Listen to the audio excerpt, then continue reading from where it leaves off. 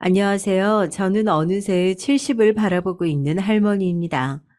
이 나이에 제가 이렇게 글을 쓰게 될 줄은 몰랐는데 사람 사는 게 참 요지경이더군요.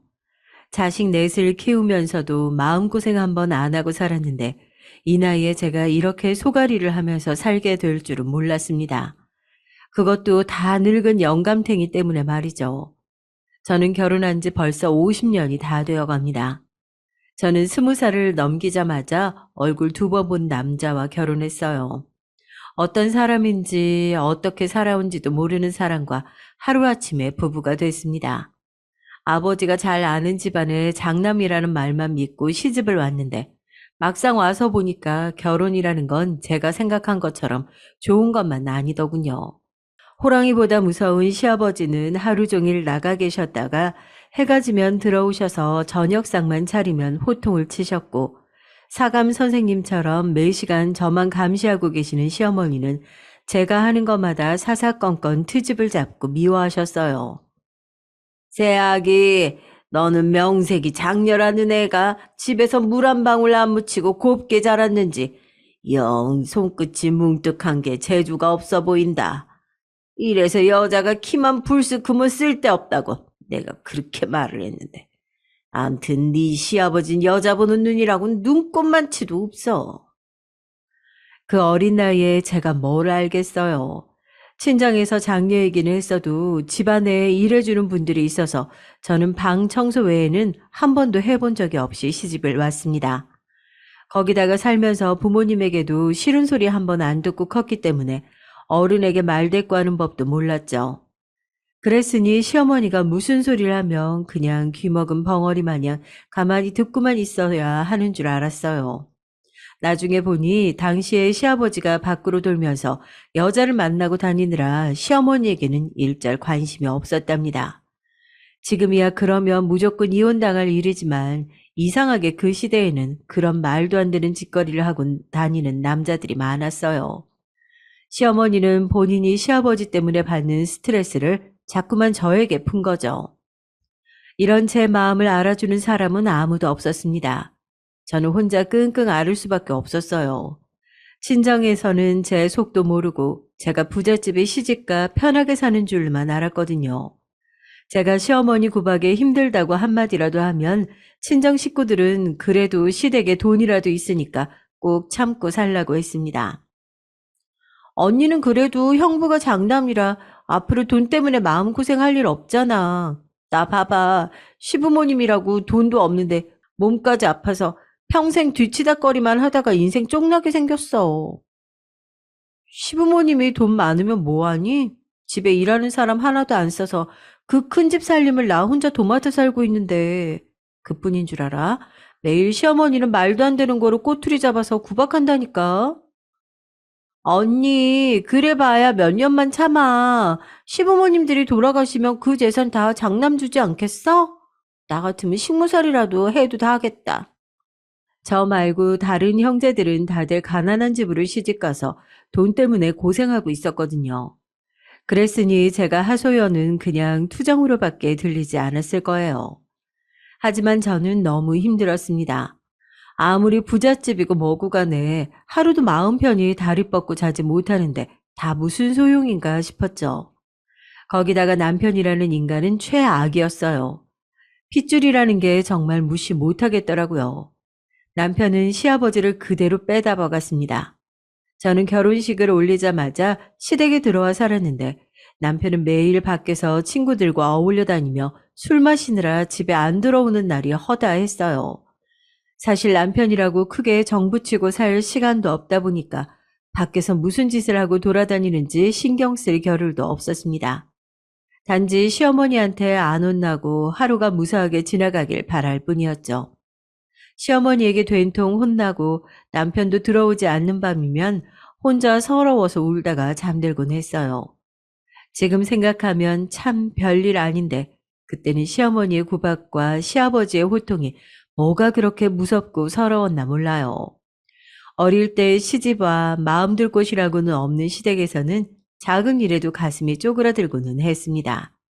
그래도 아이들이 생기고 나서부터는 저도 삶의 의미가 생기면서 좀 달라졌어요. 몇 년 사이에 쉬지 않고 아들 넷을 낳았는데 정신없이 애들을 키우다 보니까 세상에 무서운 게 없어지더군요. 시부모님이고 남편이고 간에 저는 누구보다 제 아들들을 잘 키워내야 하니까요. 하루는 그런 적이 있었어요. 정신없이 애들을 보다가 시간을 보고 놀라서 막내를 등에 업고 주방으로 들어가 밥을 하고 있었습니다. 그런데 그때 밖에서 일을 보고 들어온 시어머니께서 저를 부르며 여기저기 찾고 다니시더라고요. 그러다 주방에 있는 저를 보고 소리를 지르면서 집안 꼴이 엉망이라고 구박을 하셨습니다. 도대체 너는 지금 시간이 몇 시인데 아직도 밥을 안 하고 있어.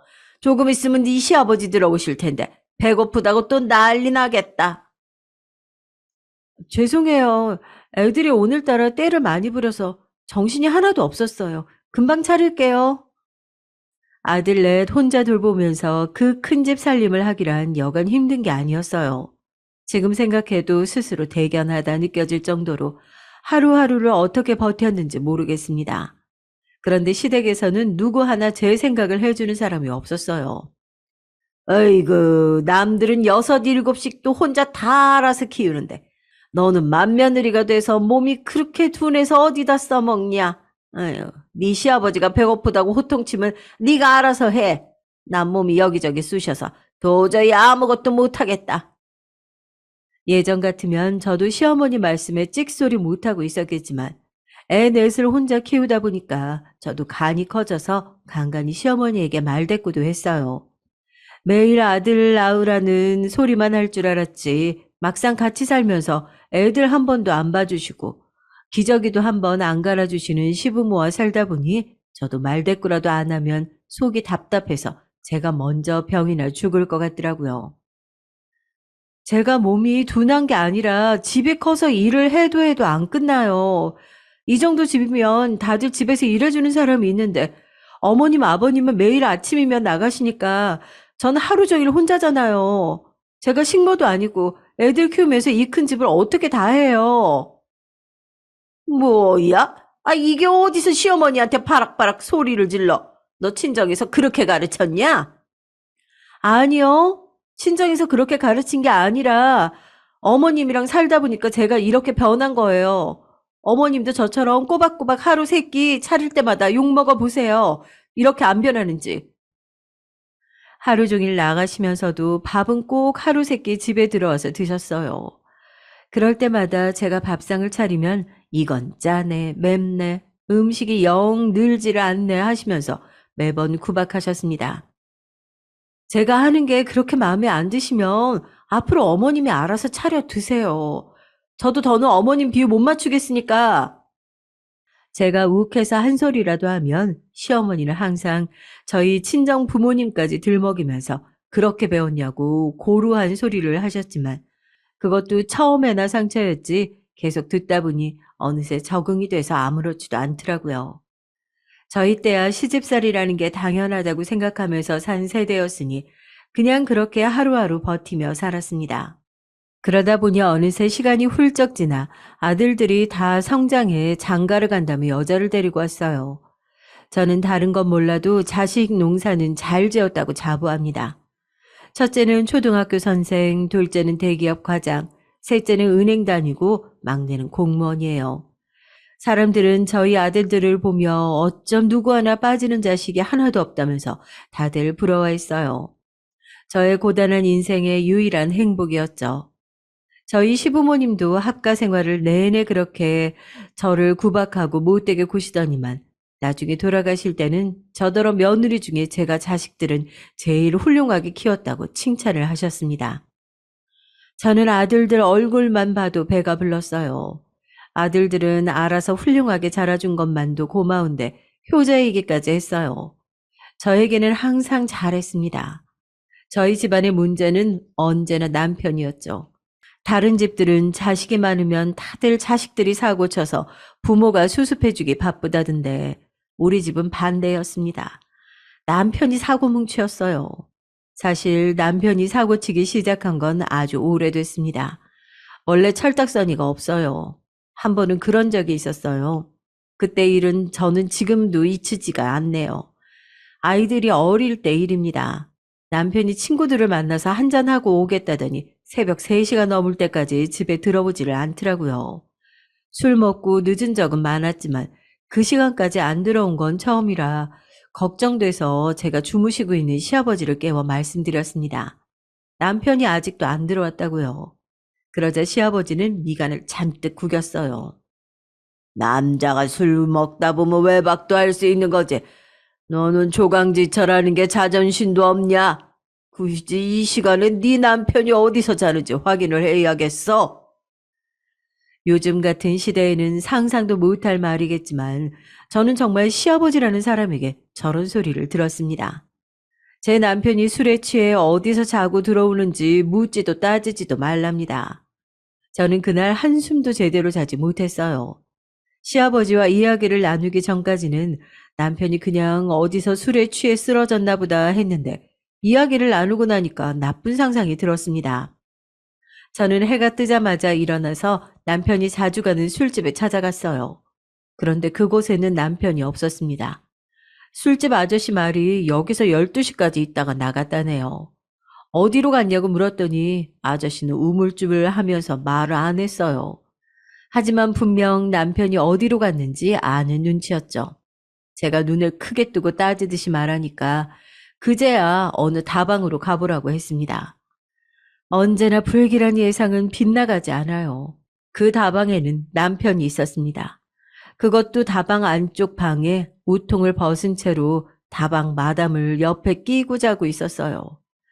저는 그 광경을 보자마자 너무 화가 나서 밖으로 나갔습니다. 그러고는 변소로 달려가서 다짜고짜 똥물을 벗어 곤히 잠들어 있는 남편과 그 다방 마담년의 면상에 퍼부었죠. 으악, 이게 뭐야? 왜? 아, 이 옆에 내가 미쳤어. 아, 어디 감히 남편 얼굴에 똥칠이야. 세상에 이런 염치 없는 인간이 또 있을까요? 아들이 줄줄이 4씩이나 있는 아비가 돼서 다방 마담년이랑 버젓이 바람을 피우고도 미안한 기색조차 없었어요. 그날이 제 인생에 있어서 가장 후회되는 날입니다. 똥물을 가지고는 안 됐죠. 다른 건 생각하지도 말고 그때 아들들을 데리고 도망갔어야 했는데 제가 생각이 짧았습니다. 그래도 애들 아버지라고 없는 것보다야 있는 게 나을 것 같아서 참고 살았는데 늙어서까지 사람을 힘들게 하더군요. 시부모님이 돌아가시고 아들들이 대학에 가기 시작하면서 자연스레 서울로 올라왔습니다. 남편은 부모님이 남겨준 재산을 가지고 서울에서 새 사업을 시작했어요. 그때야 애들도 클 만큼 컸고 저도 서울살이에 적응하느라 바쁘게 살다 보니까 부부라고 해도 서로에게 별다른 관심이 없었죠. 사실 젊어서도 둘이 좋았던 시절이 없다 보니까 나이가 들어서도 그냥 말이 부부지 그냥 가족처럼 살았습니다. 남들도 다 그렇게 사는 줄 알았어요. 그런데 남편이 나이가 드니 이상하게 안 하던 잔소리를 그렇게 하더군요. 저도 나이가 들어가고 만사가 다 귀찮아지는데 옛날에 시부모님이 저에게 했던 것처럼 구박을 자꾸만 했습니다.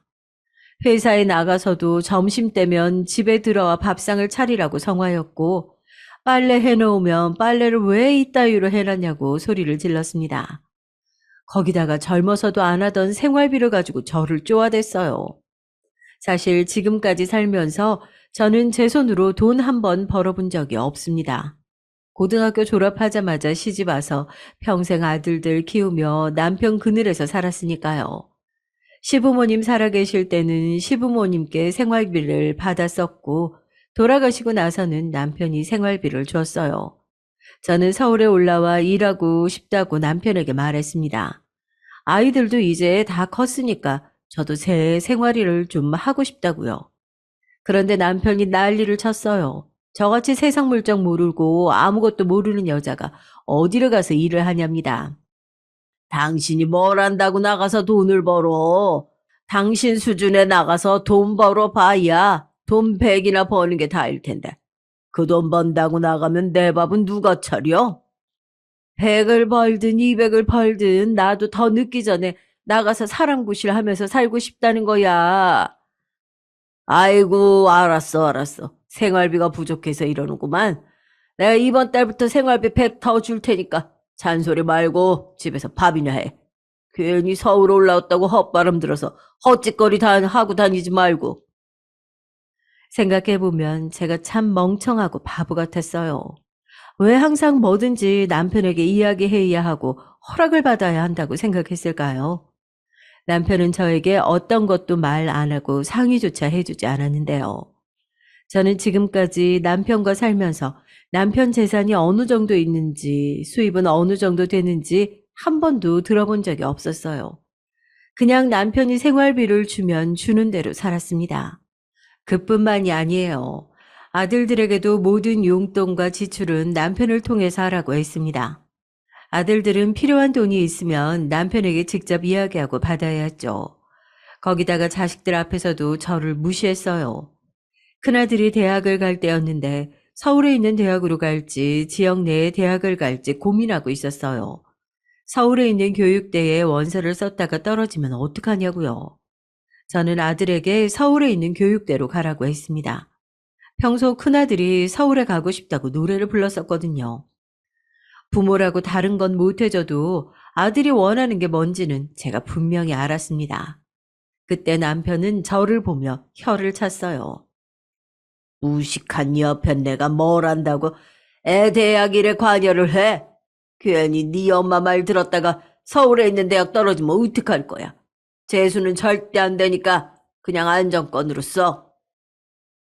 남편은 항상 저런 식으로 말을 했습니다. 무식한 여편네, 아무것도 모르는 여편네, 답답한 여편네. 그런 소리를 함부로 아이들 앞에서 했어요.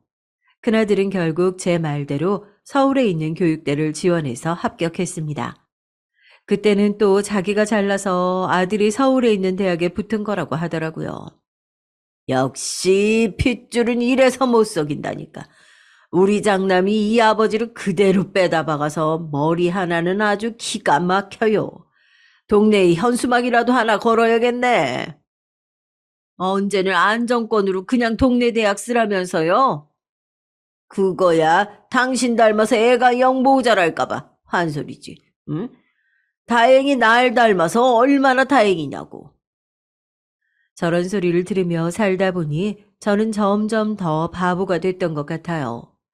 권위적인 아버지 밑에서 크다 보면 아이들이 엄마를 무시할 수도 있고 아버지를 무서워할 수도 있는데 저희 아이들은 모두 다 바르고 착하게 자랐습니다. 아무리 문제가 좀 있는 아버지라도 어릴 때는 아버지 말이라면 다 잘 듣고 잘 따랐어요. 남편이 그래야 아들들에게 용돈도 주고 학원비도 내어주기도 했지만 그래도 아버지에게 말대꾸 한 번 안 하고 다들 착하게 자랐죠. 그런데 아들들도 성인이 되고 결혼도 하면서 자기 자식들도 생기고 나니까 달라지더라고요. 저를 대하는 남편의 모습에 아들들도 자꾸만 아버지에게 말대꾸하고 화를 내서 남편과 아들들 사이가 벌어지기 시작했습니다. 어느 날이었어요. 막내 아들 결혼식을 앞두고 오랜만에 가족들이 다 모여서 밥을 먹기로 했습니다. 막내 며느리가 될 아이도 놀러 오기로 했거든요. 그런데 조금 문제가 있었어요. 남편이 막내 며느리 될 아이를 썩 마음에 들어 하지 않았습니다. 그 전에 결혼한 세 아들들은 다들 그래도 직업도 좋고 집안도 웬만큼 사는 처가가 있었어요.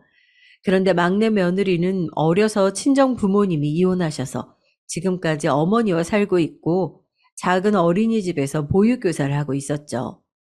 제가 보기엔 애가 나긋나긋하고 애교도 많아서 예쁘게만 보였는데 남편은 직업도 집안도 어느 것 하나 마음에 안 든다며 이미 날짜를 잡은 이후에도 투덜거렸습니다.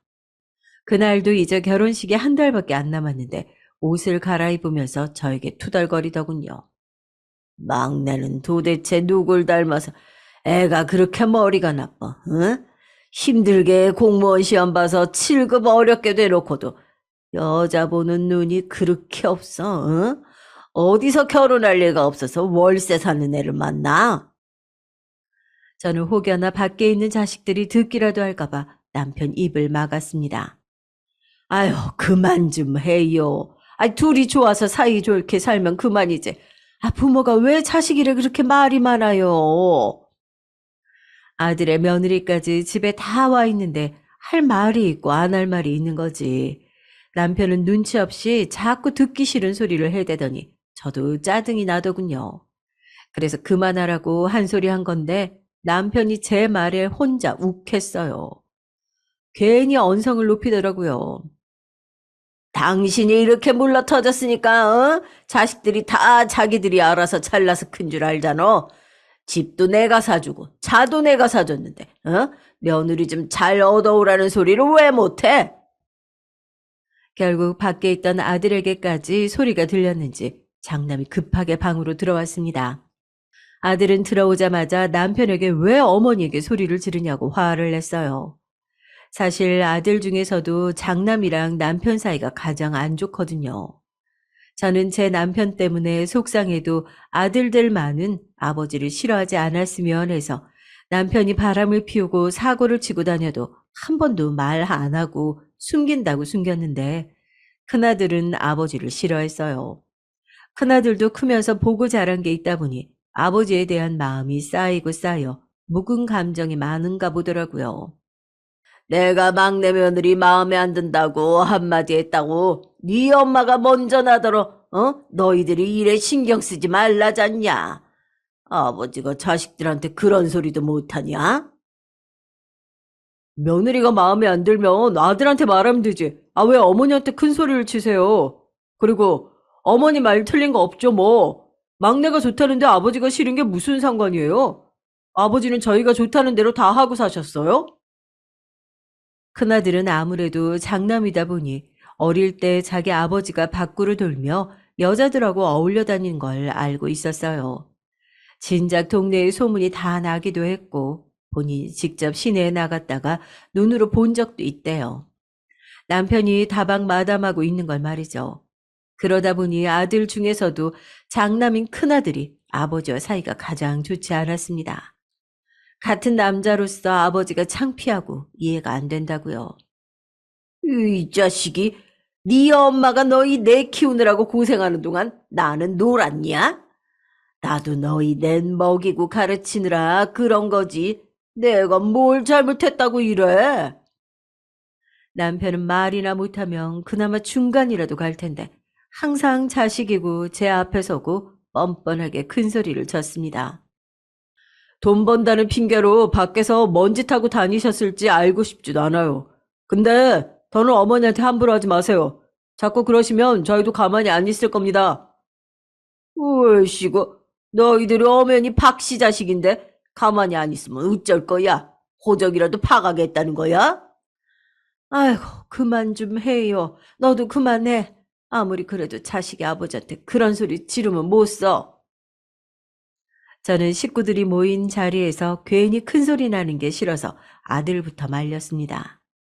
아무리 못난 아버지라도 자식들이 있는 앞에서 아들에게 싫은 소리 듣게 하기는 싫어서요. 아이고 집안꼴 잘 돌아간다. 이게 다 네가 새끼들을 잘못 키워서 그런 거 아니야. 이런 식으로들 해. 내가 장남이라고 너한테 재산 한 푼 줄 줄 알아? 꿈도 꾸지 마. 남편은 항상 이런 식이었습니다. 저나 자식이 자신의 기분을 거스르며 꼭 재산이나 생활비 이야기를 꺼내서 치사하게 굴었죠. 어머, 아버님 여기 계셨네요. 막내 서방님이랑 막내 동생 왔어요. 얼른 나오셔서 인사 받으셔야죠. 아이고, 그래, 그래, 우리 예쁜 며느리 보고 내가 참아야지. 나가자, 나가. 그나마 다행이라면 남편이 며느리면 아주 끔뻑 죽는다는 겁니다. 특히나 셋째 며느리는 자기 딸처럼 예뻐해요. 셋째 아들이랑 며느리가 둘 다 은행에 다니는데 아들은 은행 창구에서 대출 담당이고 며느리는 은행 본사에 있어요. 셋째 아들보다 며느리가 더 은행에서 직급도 높고 연봉도 높습니다. 처음엔 자기 아들보다 잘 나가는 며느리는 잘난 척한다고 안 된다고 하더니만 결혼하고 나서 생각이 싹 바뀌었어요. 셋째 며느리가 남편의 돈을 가지고 투자를 해줬는데 그게 대박이 나서 이익을 무지하게 많이 봤거든요. 아주 그 이후로 셋째 며느리라면 떠받들어 모십니다. 셋째 며느리가 머리만 좋은 게 아니라 성격도 싹싹하고 착해요. 항상 보면 위에 동서들이나 조카들도 잘 챙기고 저나 남편에게도 항상 살뜰하게 잘합니다. 남편이 막내 며느리가 될 애를 썩 마땅치 않아 한다는 것도 제일 먼저 알아챈 게 셋째 며느리예요. 자기랑은 상관없으니 신경 쓸 일도 아닌데 셋째 며느리는 항상 남편 앞에서 막내 며느리 칭찬을 했어요.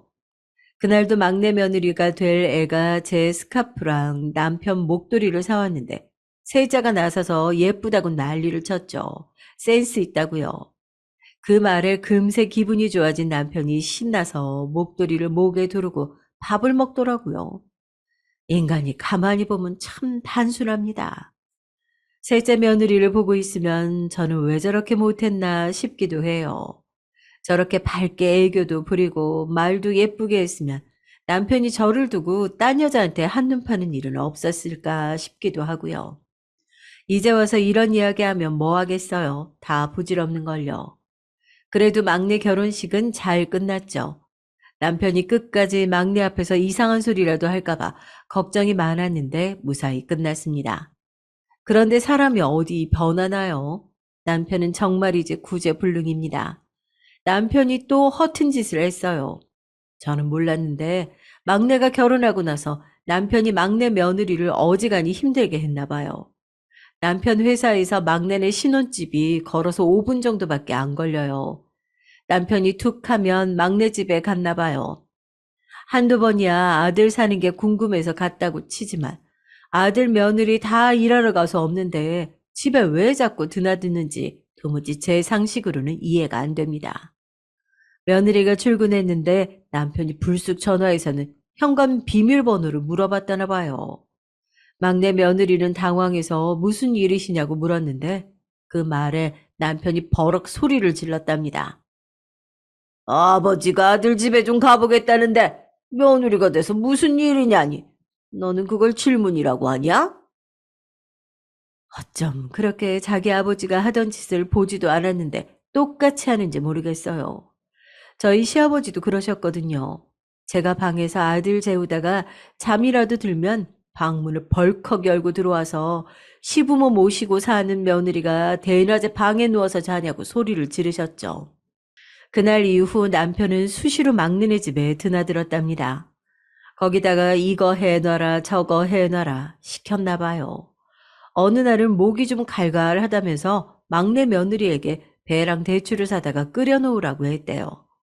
또 어느 날은 회사 직원들이랑 나눠 먹게 도시락을 싸라고까지 했답니다. 착한 막내 며느리가 괜한 분란 만들기 싫어서 자기 남편한테도 말 안 하고 꼬박 반년을 남편이 시키는 대로 했나 봐요. 그러다가 중간에 이 사실을 알게 된 막내 아들이 이야기해서 저도 알았어요. 저는 정말이지 자식들 앞에 창피해서 얼굴을 들 수가 없었습니다. 시집살이를 시켜도 정도가 있는 거지. 매일 새벽부터 나가서 일하는 며느리한테 어떻게 그렇게 쓸데없는 짓을 시킬 수가 있어요. 며느리가 넷이나 있는데 막내한테만 이러는 건 엄연히 며느리 괴롭히는 거지. 얼씨구, 괴롭히긴 누가 괴롭혀. 다른 며느리들은 시집 올 때 혼수고 예다니고 다 우리 집에 맞춰서 해왔는데. 야, 네 와이프는 달랑 몸뚱이 하나 가지고 왔잖아. 그러니까 내가 일 좀 시킬 수도 있는 거지 뭘 그래. 남편은 가만 보면 정말 정신이 나간 것 같습니다. 어떻게 저런 사고방식으로 살 수가 있을까 싶을 정도로요. 그때 일로 남편에게 질린 막내 아들은 자기 아버지 얼굴도 보기 싫다고 명절에도 오지 않겠다고 했어요. 아버지 없을 때 저만 보고 가겠다고요. 저는 말리고 싶어도 말릴 수가 없었습니다. 저라도 그렇게 하고 싶었을 테니까요. 그래도 막내와 막내 며느리가 명절날 집에 왔습니다. 착한 막내 며느리가 자기 때문에 이 일이 벌어진 것 같아 죄송하다면서 막내 아들을 끌고 왔더라고요. 저는 남편에게 당장 며느리에게 가서 사과하라고 다신 그러지 말라고 했는데 제 말을 들을 인간이 아니었죠. 오히려 더하면 더하는 인간이었어요. 그래서 분위기 좋게 저녁까지 다 챙겨 먹었는데 과일을 먹다가 남편이 쓸데없는 소리를 하더라고요. 아버지 얼굴은 이제 보기 싫다고 명절날 안 온다고 하더니만 갑자기 왜 왔대? 하긴 네가 이 아버지 없으면 어떻게 살 거야?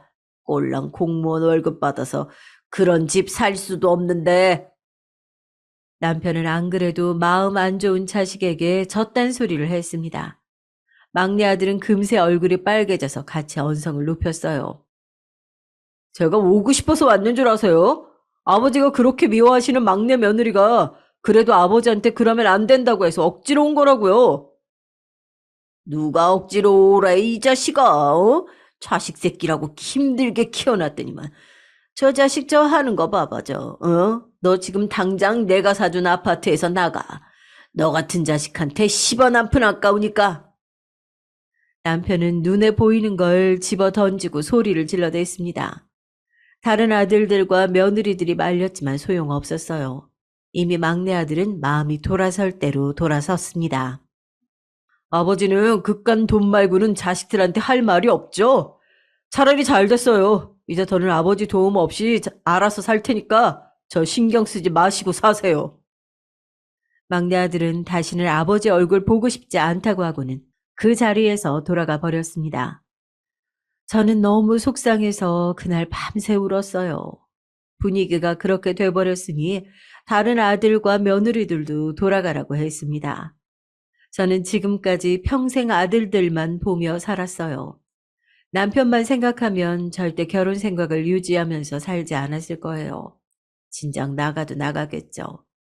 그런데 지금까지 버티고 산 세월이 무색할 정도로 남편은 답이 없는 인간이었습니다. 이 인간 머릿속에는 여자랑 돈 말고는 아무것도 없었어요. 저는 그때 처음으로 남편과 이혼해야겠다는 생각을 했습니다. 그전에는 남편이 저에게 무슨 짓을 해도 아이들 생각해서 이혼은 생각해 본 적이 없었는데 그 인간 때문에 내 자식이 상처받았다고 생각하니까 더는 남편이라고 부르고 싶지도 않았어요.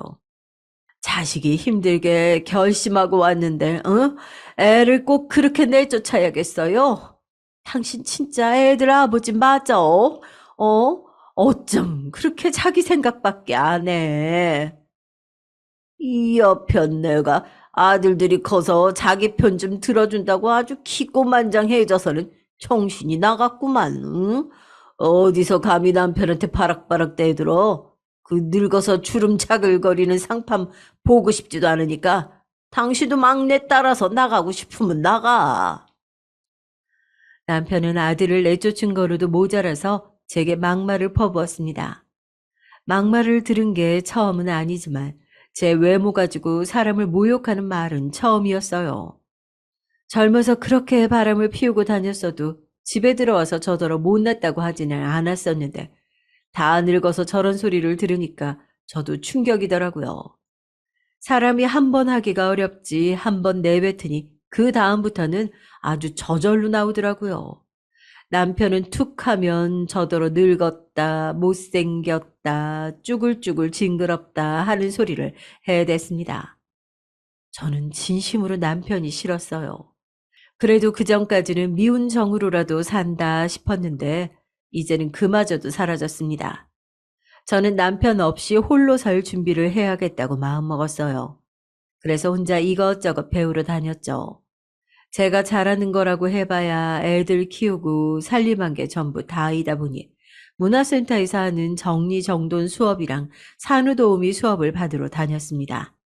이 나이에 제가 할 수 있는 일이 많진 않겠지만 그래도 할 수 있는 데까진 하고 싶었어요.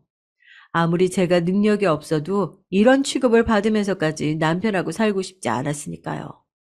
그런데 남편은 정말이지 답이 없는 사람이었습니다. 저도 남편이 싫은 마음을 붙잡고 간신히 살고 있는데 이 인간은 그걸 아는지 모르는지 추태를 부렸어요.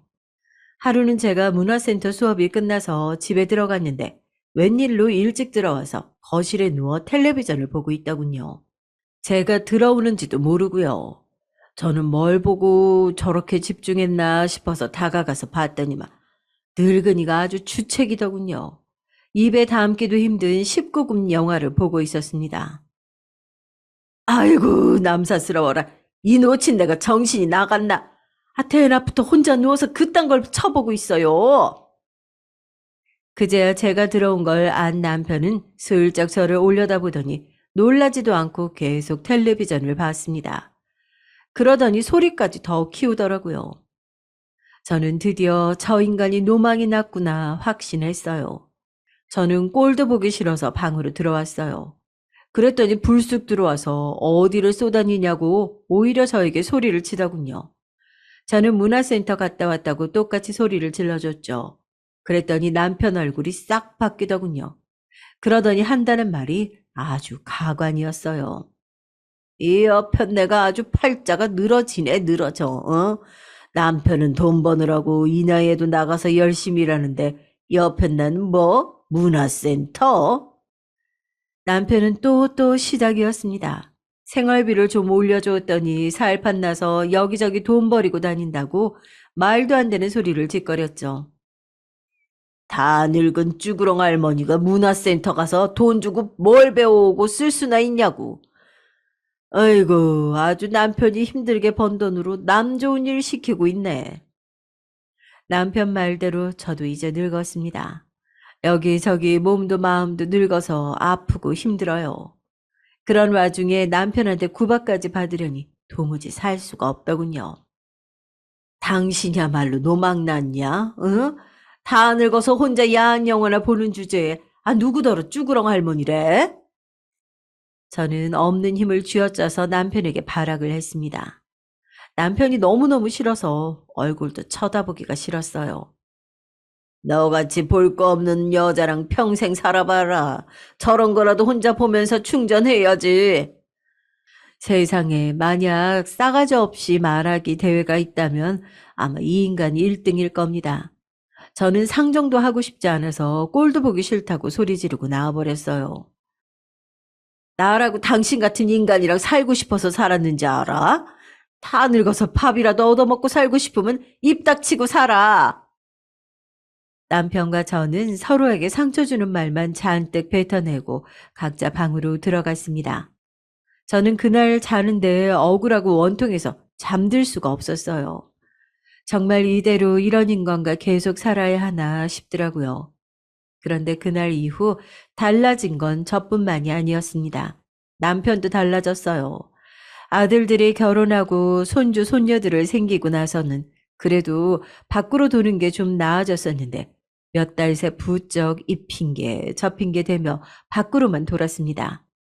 젊었을 때나 하던 짓을 또 시작하니 저는 슬슬 걱정이 앞섰어요.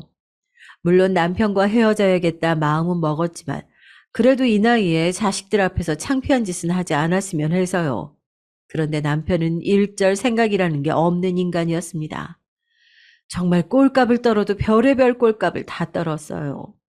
글쎄 제 입으로 말하기도 민망합니다. 남편이 또 바람이 났어요. 그것도 남편보다 20살이나 어린 여자랑요. 그걸 어떻게 알았냐고요? 남편이 그 여자를 데리고 집으로 들어왔습니다.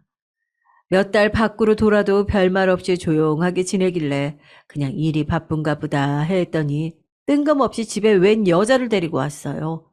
그러더니 한다는 말이 저더러 이혼해달랍니다. 인사해. 내 여자친구야. 당신도 보면 알겠지만 내가 어디 가서 꿀리는 외모도 아니고 거기다 재료까지 갖추고 있잖아. 이런 남자가 어떻게 당신 같은 여자랑 평생 살겠어. 우리도 자식 낳고 살 만큼 살았으니까 이제 그만 정리하고 이혼해.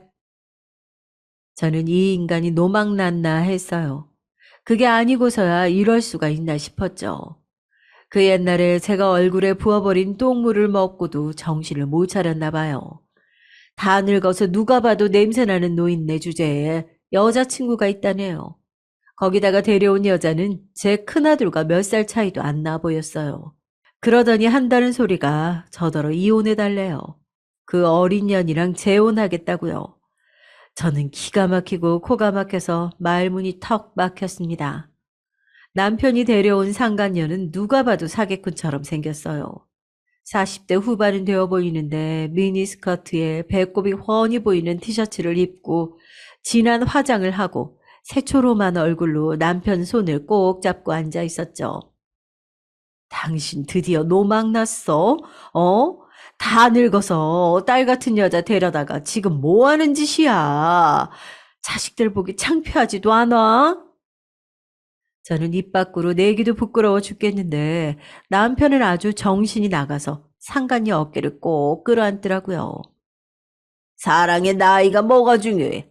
왜? 지금까지 당신처럼 못생긴 여자랑 사느라 아주 고역이었다. 그리고 자식들 핑계 좀 대지 마. 자식 새끼들이 이제 다 컸고 나는 아버지로서 할 만큼 다 했어. 이제 나도 내 인생 살 거니까 내 앞길 막지 마. 정말 대단한 인간입니다. 아주 불면의 사랑이 따로 없더군요. 지금까지 저같이 못난 여자랑 사느라 너무 고생했으니 앞으로는 젊고 예쁜 여자랑 살겠다네요. 그때였어요. 옆에 있던 여자가 저를 보며 한심하다는 듯이 씩 웃는데 화가 머리끝까지 오르더군요. 저 젊은 상간년년이 뭐가 아쉬워서 당신 같은 쭈그렁 아저씨랑 살겠다고 하겠어. 누가 봐도 당신 돈 보고 접근한 거지. 멍청한 인간아, 정신 차려. 어머, 아우 할머니야말로 뭘 한다고 이래요. 내 사랑 모욕하지 말아요. 나 우리 준창 씨 사랑해서 결혼하는 거예요. 그러니까 할머니가 물러나요. 뭐, 결혼? 내가 이 인간 조강지천데 네가 무슨 수로 결혼을 해? 저는 그대로 상간녀에게 달려들어 머리끄덩이를 잡았습니다. 저는 젖먹던 힘까지 다 쥐어짜서 상간녀년의 머리를 흔들었어요. 이런 정신 나간 미친년 놈들이 따로 없네. 어디서 부끄러운 줄도 모르고 떠들어. 아우 자기야 오빠 이 할망구 좀 떼어내. 자기? 오빠? 이거 완전 또라이 아니야. 오늘 너 죽고 나 죽자. 그런데 그때였어요. 남편이 저에게 달려들더니 저를 상간녀에게서 떼어냈습니다.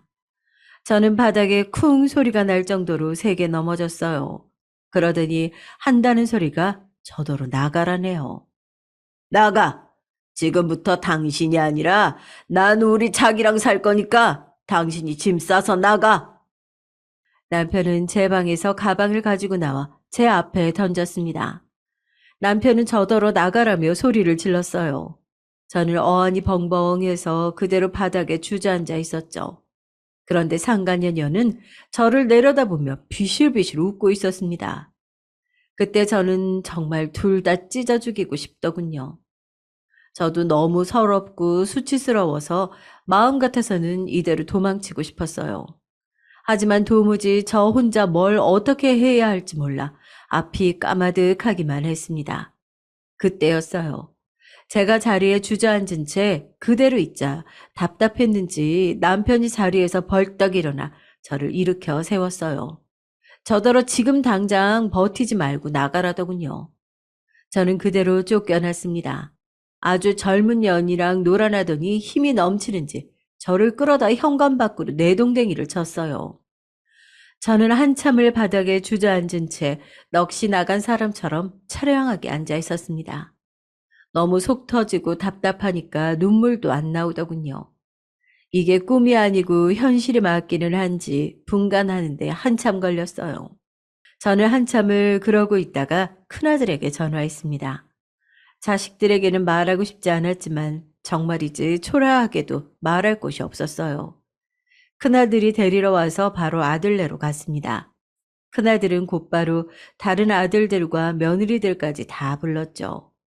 아들들과 며느리들은 제 이야기를 듣고는 다들 화가 나서 곧바로 남편에게 쫓아가겠다는 걸 말렸어요. 너희 아버지라는 인간 눈이 완전히 돌았어. 그 상간년년한테 미쳐서 자식이고 뭐고 없다니까. 아버지 제정신 아닌 게 어디 하루 이틀 일인가요?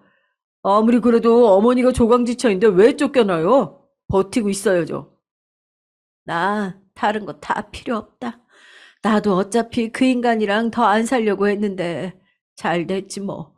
내가 바라는 건 지금까지 내가 그 인간 마누라로 살면서 고생한 보상만 돈으로 받으면 돼.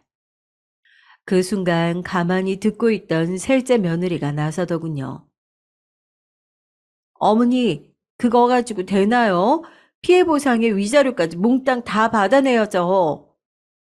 셋째 며느리는 절대 이대로 순순히 넘어가줘서는 안 된다고 했습니다. 그럼요. 이건 아버님이 제대로 선 넘은 거죠. 절대 이대로 넘어가서는 안 돼요. 어머니, 걱정하지 마세요. 이번 일은 우리 며느리들이 해결할게요.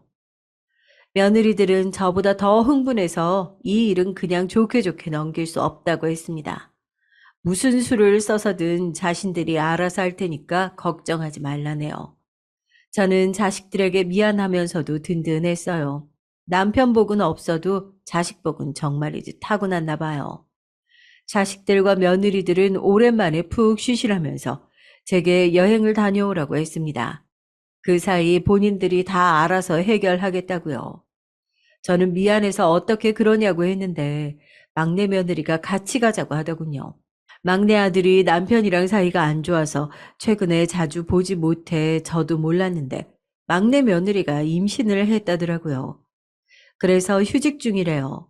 이 김에 저와 시간을 보내고 싶다고 같이 여행 가자고 했습니다. 저는 못 이기는 척 막내 며느리를 따라 나섰어요. 이때가 아니면 며느리랑 단둘이 언제 여행을 가볼까 싶어서요. 저는 너무 좋았습니다. 별거 안 하고 호텔에서 먹고 자고만 했는데도 남편이 없어서 그런지 마음이 너무 편해서 좋더군요. 얼마 만에 간 여행인지 모르겠어요. 애들 어릴 때나 시부모님 모시고 다녀봤지. 이렇게 남편 없이 혼자 가는 여행은 처음이라 모든 게 다 새로웠습니다.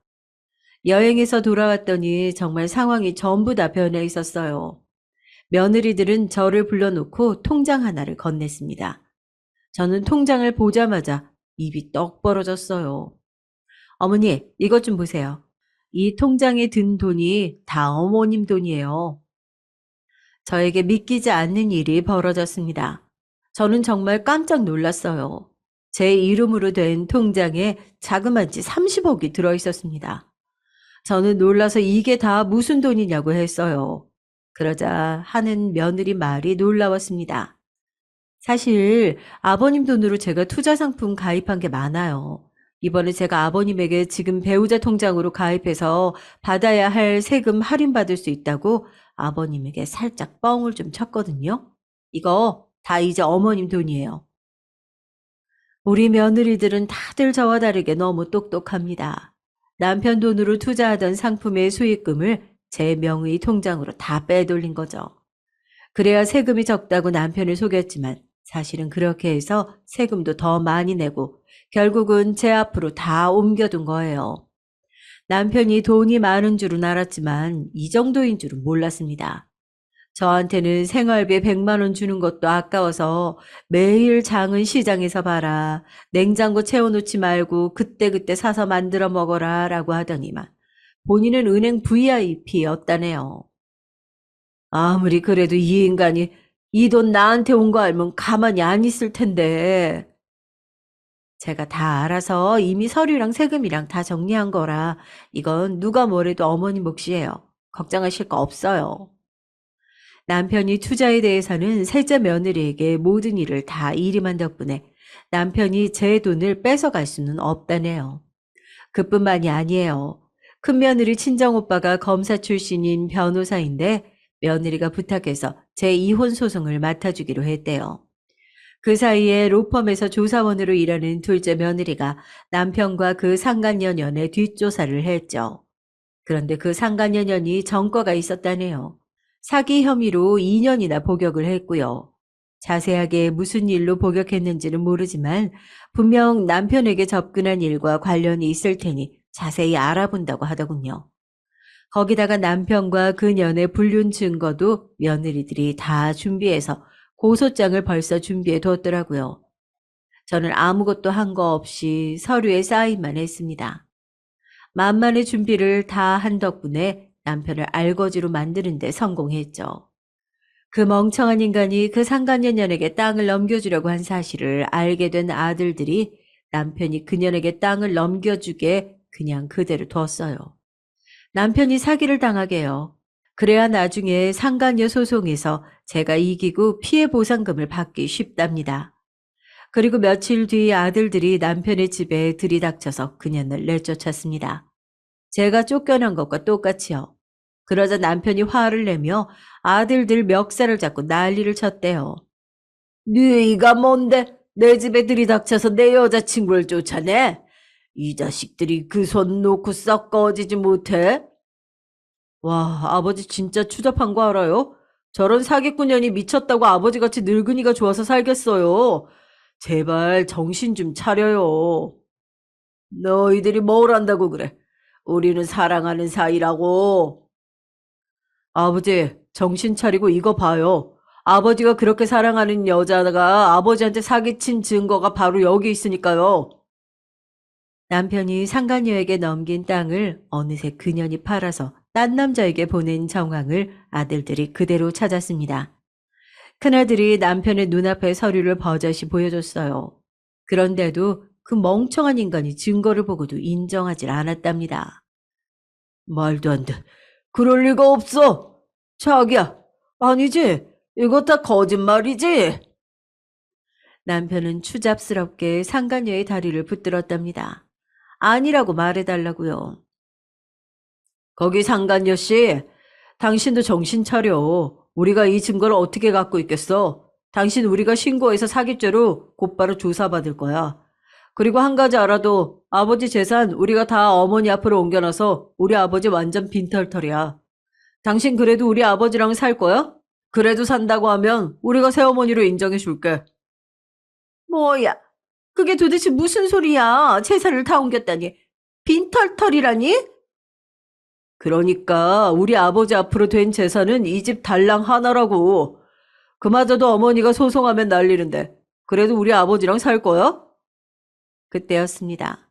아들 말이 채 끝나기도 전에 그 상간녀년이 짐을 쌌답니다. 아으, 똥 밟았네, 똥 밟았어. 상간녀는 그대로 제 발로 나가려고 했다네요. 그 순간 남편이 그년 앞을 가로막았대요. 자기야, 어디가? 우리 천년만년 행복하게 살기로 했잖아. 천년만년은 무슨, 이 냄새나는 노인네가 저리 꺼져. 그동안 그 냄새 찾느라고 개고생을 했는데, 하나도 못 건졌네. 그대로 남편을 버려졌습니다. 그리고 자식들에게도 버려졌어요. 저를 예정대로 상간녀 소송이랑 이혼 소송을 했는데 제가 다 이겼습니다. 저는 피해 보상으로 상간녀와 남편에게 위자료를 받을 수 있었죠. 변호사 말이 남편이 살고 있는 집도 소송으로 받아낼 수 있다고 했는데 저는 그렇게까지는 안 했어요. 그래도 그 인간 덕분에 금쪽 같은 아들들을 낳았으니 그 정도는 예따 던져줄 수 있었습니다. 여보, 왜 이래? 우리가 지금까지 산 세월이 있는데 이 정도는 애교로 넘어가 줄 수 있잖아. 내가 이렇게 무릎 꿇고 사정할게. 제발 용서해 줘. 자기밖에 모르는 재수탱이 인간이 빈털터리가 되고 나니 그제야 제게 사정을 하더군요. 저는 속이 후련하면서도 남편이 저 정도로 구질구질한 인간인가 싶었습니다. 미친 인간 헛소리 하고 있네. 내가 돈 많은데 너랑 왜 사냐? 나도 이제 젊은 놈 만나서 새 출발할 거니까 저리 꺼져. 늙은이 냄새나. 그렇게 저와 남편은 끝났습니다. 그날 이후 한 번도 만나지 않았어요. 가끔 아들들이나 며느리들에게 연락하는 것 같은데 저한테는 일절 말하지 않으니 신경 쓰지 않습니다. 저는 아주 잘 지내요. 작은 집 하나 사고 건물 하나 사서 편하게 놀고 먹고 있습니다. 남은 돈은 며느리들에게 똑같이 나눠줬어요. 저에게 자유를 가져다 준 게 바로 며느리와 아들들 덕분이니까요. 지금까지 저의 긴긴 이야기 들어주셔서 감사합니다. 여러분에게는 언제나 좋은 일만 있으시길 바랄게요. 안녕하세요. 지역 내 나름 유명한 가업을 물려받아 명맥을 이어오고 있는 어엿한 60대 가장입니다. 아이들은 일남일녀로 아들은 유학길에 올라 미국에서 생활 중이고 딸은 이제 취업한 지 1년가량 지났습니다. 저희 집은 지역에서 알만한 사람들은 다 안다는 나름 유명한 세차장이에요. 평일은 물론 주말에도 고객이 많아 대기표를 받아도 집에 돌아가는 실정이죠. 현재는 직원들이 많아서 매일 가지는 못해도 일주일에 한 번씩은 꼭 사업장에 방문합니다. 딸아이는 아직 취업한 지 얼마 안 되어 독립하지 않았어요. 집에 있는 시간이 많아질수록 딸과 함께 놀러 다니는 일도 많았죠. 못해도 2달에 한 번은 가족 여행을 가고 종종 외식도 하며 여느 단란한 가정처럼 잘 지내고 있었습니다.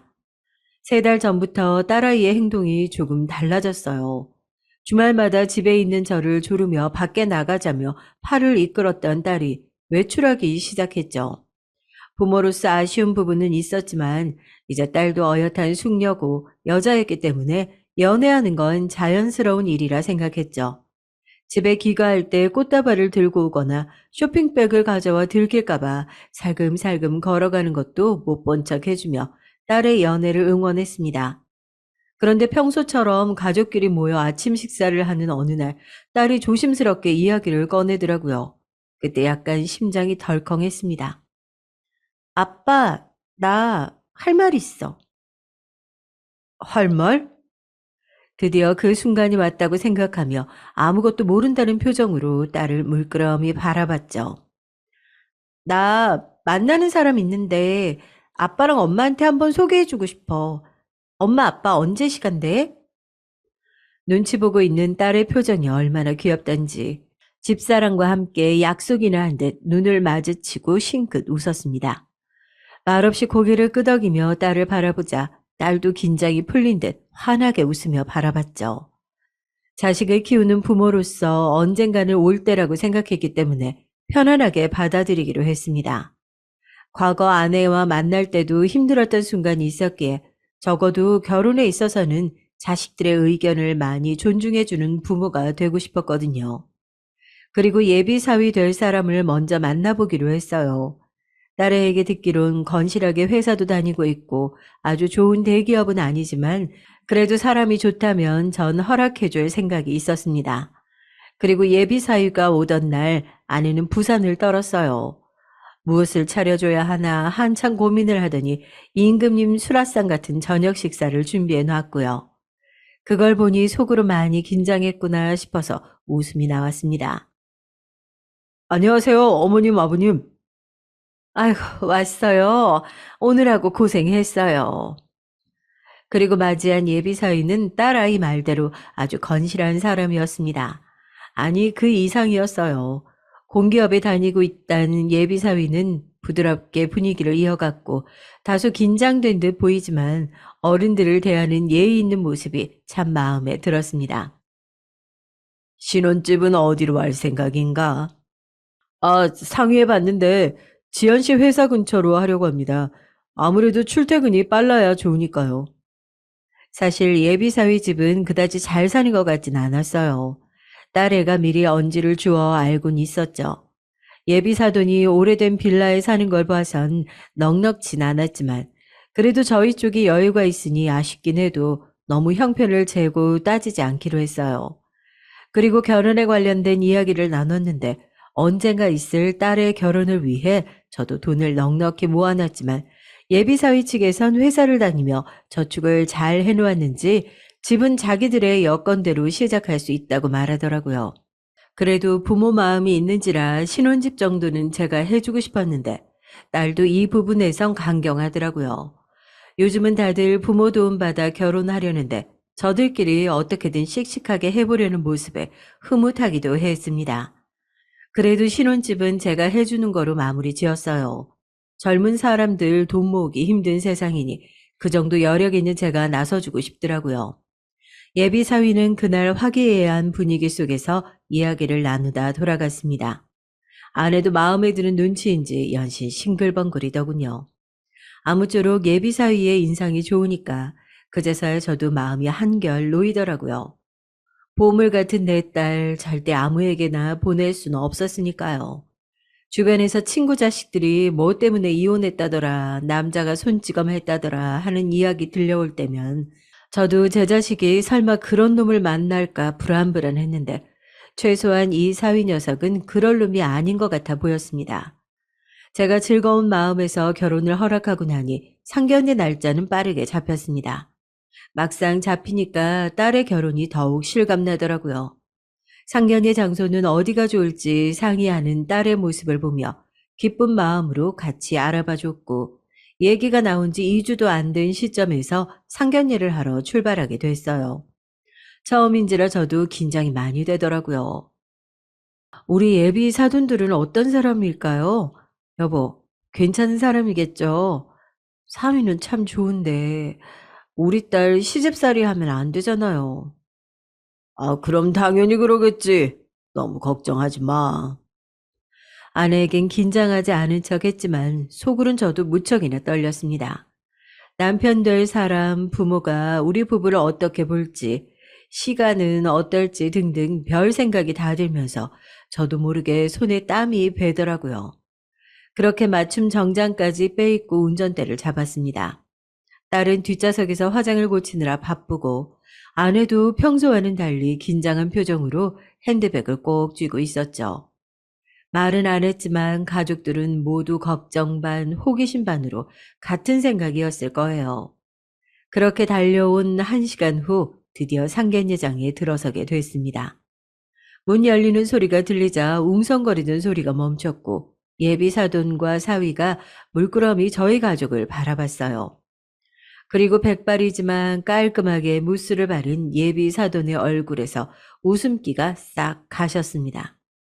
덩달아 제 얼굴도 시간이 멈춘 듯 얼어버렸고요. 심상치 않은 기류가 흐르고 목 뒤에 식은땀이 흐르는 걸 느껴졌습니다. 곧바로 상황을 인지한 저는 저도 모르게 주먹을 꽉 쥐고 참을 수 없이 올라오는 분노를 짓누르려 애를 썼습니다. 그 순간 예비사돈이 의자에서 일어나 빠르게 달려나와 제 앞에 섰습니다. 희중아, 희중이 맞지? 너는 이한? 어떻게 이런 일이? 도대체 무슨 일이냐며, 어떻게 된 일이냐며 모두가 물었지만 우리는 아무 대답도 할 수 없었습니다. 서로를 바라볼 뿐이었죠. 그러더니 그놈이 그대로 무릎을 꿇고 가지런히 모은 두 손을 허벅지에 올리고는 눈물을 흘리기 시작했어요. 아버지, 왜 이러세요? 자기 품보다 조금 더 큰 정장을 어색하게 차려입은 예비사위가 뛰어나와서 제 아버지를 일으켜 세우려고 했죠. 허나 예비사도는 제 이름만 불렀고 옛 기억이 걷잡을 수 없이 떠올라 순식간에 머리를 집어삼켰습니다. 제 볼에도 뜨거운 눈물이 흘렀고 곧바로 뒤돌아서 문을 잠갔어요. 그때 누군가가 두 팔로 저를 강하게 부여잡았습니다. 제발 나를 용서해 줘. 잘못했다며 눈물을 흘리며 제 팔을 부여잡은 사람을 바라봤습니다. 아니, 용서할 생각 없다. 자네가 용서받을 짓을 했다고 생각하나? 그리고 이 결혼 파혼이다. 그렇게들 알아라. 저는 그 말을 남기고 상견례장을 유유히 빠져나왔습니다. 이 남자와의 인연이 이렇게 이어질 줄은 상상도 못했기에 나오고 나서도 저는 몸을 가누지 못하고 어딘가에 기대어 숨을 몰아쉬어야 했어요. 곧바로 딸이 뛰쳐나와 왜 그러냐고 울고불고 난리를 피웠지만 입을 꾹 다물었습니다. 아빠, 제발 말을 해줘. 우리 아버님이랑 무슨 일이 있었던 거야? 말 못해. 아빠, 정말 이런 식이면 나도 섭섭해. 지금 얼마나 난린지 알아? 오빠나 나나 너무 힘들단 말이야. 파혼 선언을 하고 침묵이 계속되니 딸아이는 울부짖으며 급기야 집을 나가겠다는 말까지 했고, 집사람은 안절부절한 표정으로 절 바라봤습니다. 허나 전 그 끔찍한 기억에 도리도리 고개만 저었어요. 생각하기도 아니 떠올리기도 싫은 기억이었으니까요. 얼마나 끔찍했는지 그 시간이 다 지났어도 이렇게 명징하게 기억이 나니까요. 딸은 한동안 밥조차 제대로 먹지 않고 시위를 했습니다. 예비사위 측에선 이야기를 다 들었는지 따로 저한테 연락은 오지 않고 조심스러운 태도였고요. 하지만 딸은 그게 또 답답했는지 이젠 도저히 못 참겠다며 자기 어떻게든 결혼을 해야겠다고 우겼어요. 사실 저에게 소리까지 질러가며 말했는데 딸과 이렇게까지 대치한 적은 처음이라 아내도 놀라고 제 자신도 황망한 마음을 가눌 길이 없었습니다. 아빠를 지금까지 늘 존경하고 사랑했어. 근데 어떻게 무슨 일이 있었는지 몰라도 이렇게까지 내 마음을 모른 척해? 아빠가 나한테 이럴 수 있어? 넌 아무것도 모르니까 조용히 하고 있어. 싫어. 내가 내 결혼에 왜 말을 못해? 아빠야말로 이럴 권리 없어. 권리 없어? 내가 널 키웠는데. 네가 지금까지 무슨 돈으로 먹고 자고 했는데. 그놈 자식 아들이면 뻔해. 똑같을 거야. 똑같을 거라고. 아빠도 마음에 들어 했잖아. 그 사람 좋다며. 이제 와서 말을 바꾸는 게 어딨어. 여보, 그만해요, 제발. 집안은 그야말로 살얼음판 전쟁터 같았습니다. 늘 살갑던 부녀지간이었기에 더 이런 분위기가 힘들고 어려웠을 겁니다. 어느 부모가 안 그러겠지만 저에게 딸은 유독 더 아끼는 자식이었고 딸과는 시시콜콜 이런저런 얘기도 하고 주말이면 둘이서 놀러도 가는 둥 애착 관계가 무척 깊었으니까요. 그런 제가 왜 이렇게까지 딸에게 원망을 받으며 결혼을 반대하냐고요? 그럴 만한 이유가 있으니까요. 저는 한순간에 예비 사위의 인상도 바뀌어 보였습니다. 그저 악마로만 보였습니다. 그놈의 자식의 아들인데 지 애비 핏줄을 이어받았을 텐데 악마의 피가 어디 가겠나요? 분명 우리 딸한테 해끼칠 놈이었습니다. 자, 이제 여기까지 들으시면 무슨 일인지 모르실 테니 이제부터 잠시 제 이야기를 해드릴게요. 부디 귀 기울여 들어주세요. 어렸을 때부터 제 오른쪽 다리는 불편했습니다. 태어난 지 몇 개월 안 되어 의사로부터 소아마비라는 진단을 받았고 부모님은 땅이 무너지는 듯한 슬픔에 주저앉았죠.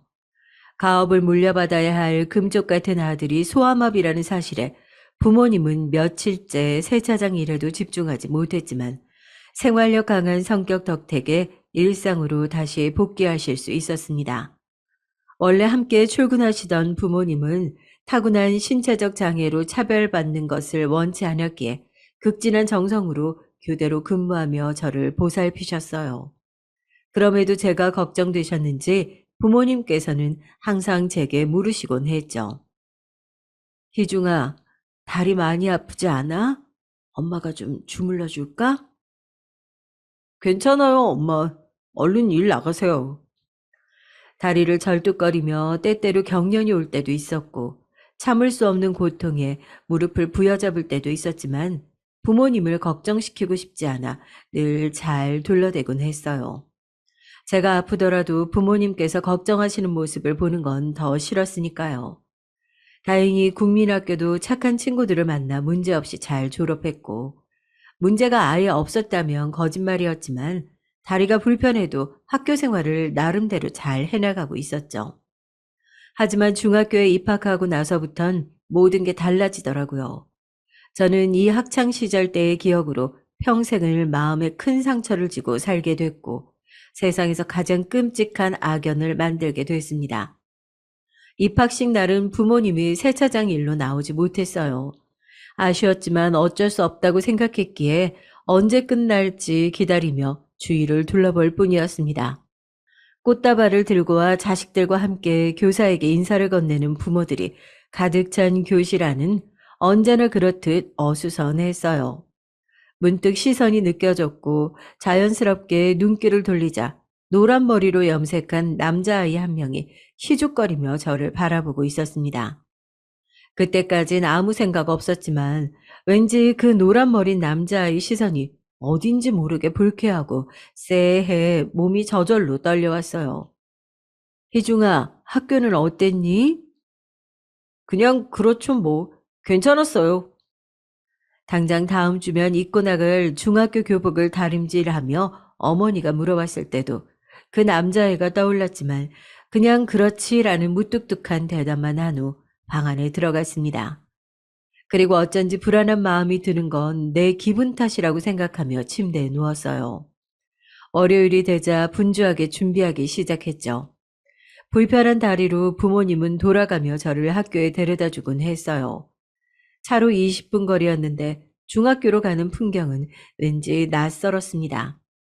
설레는 마음 반, 낯선 마음 반으로 차에서 내렸고 과일통을 챙기라는 부모님 외침을 뒤로하고 학교 안으로 들어갔어요.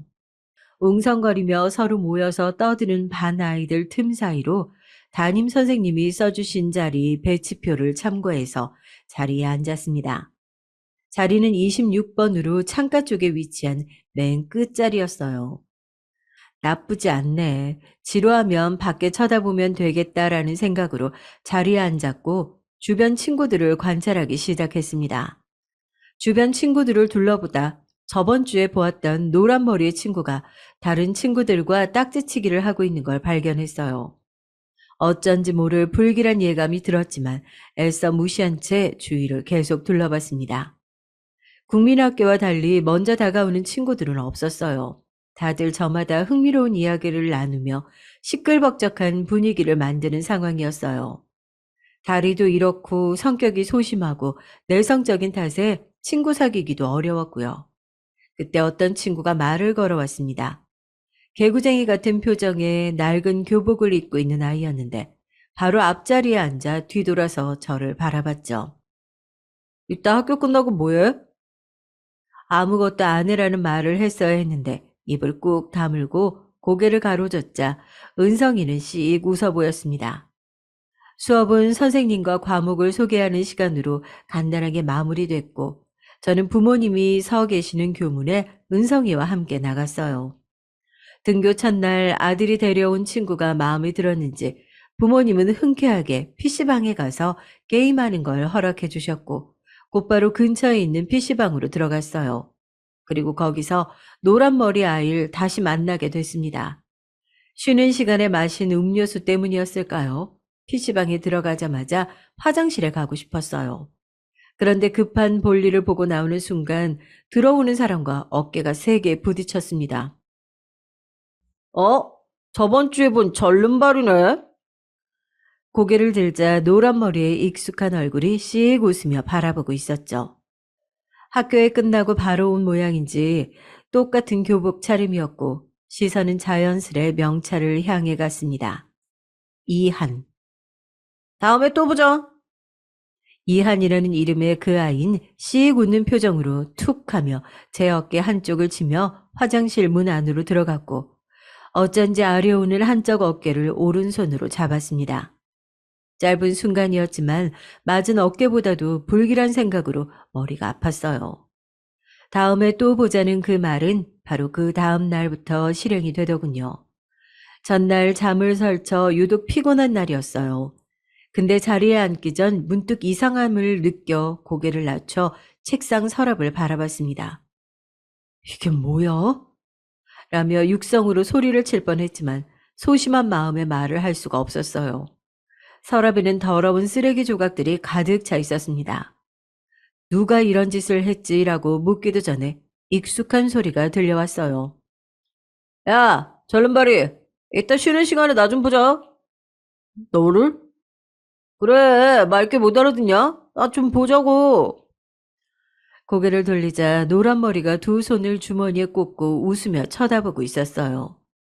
노란 머리의 주변에는 그의 패거리로 보이는 아이들 3명이 아무 말 없이 희죽거리며 함께 저를 쳐다보고 있었죠.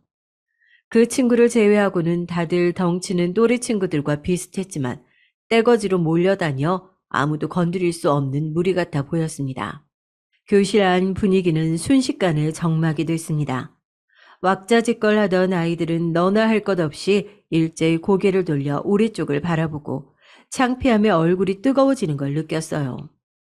그 아무도 말리지 못하고 걱정스러운 눈빛으로 저를 쳐다볼 뿐이었습니다.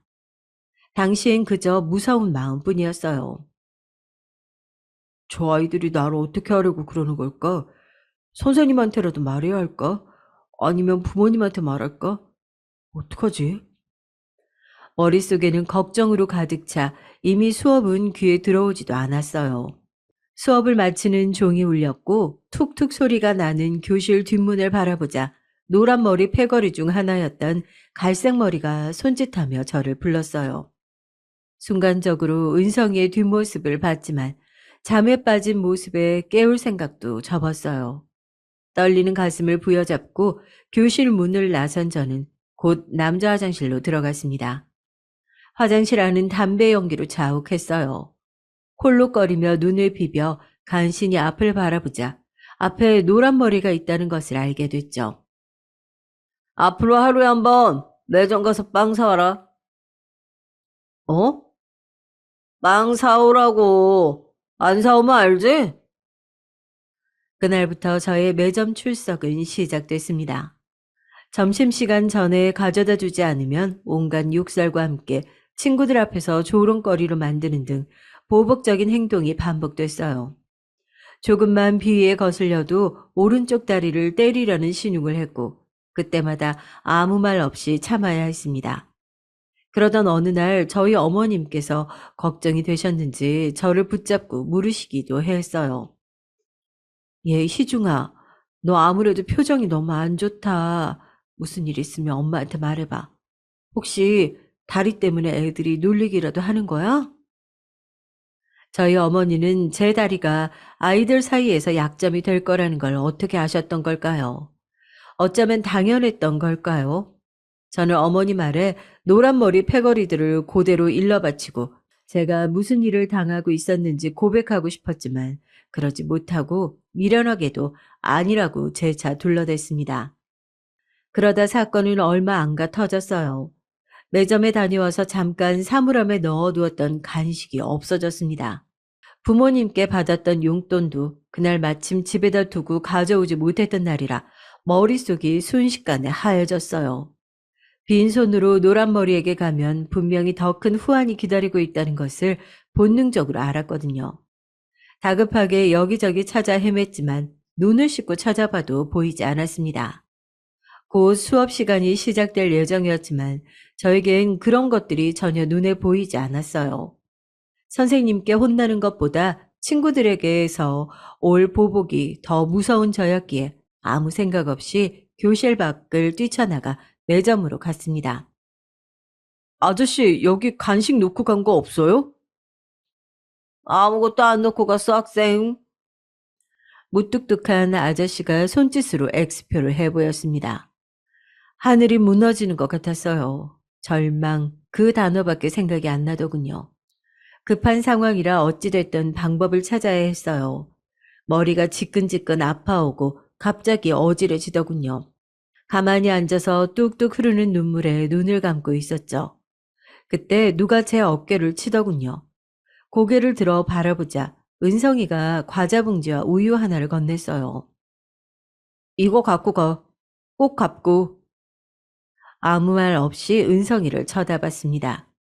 은성이 눈에는 정말 바보 같아 보였을 거예요. 매점 문 앞에 주저앉아 울고 있는 꼴이라니.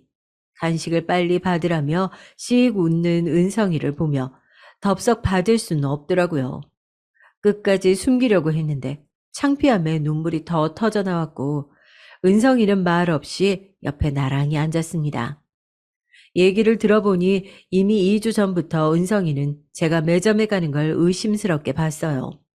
어느 날은 자는 척하며 교실 문 밖에 나서는 저를 따라가 봤다고 했죠.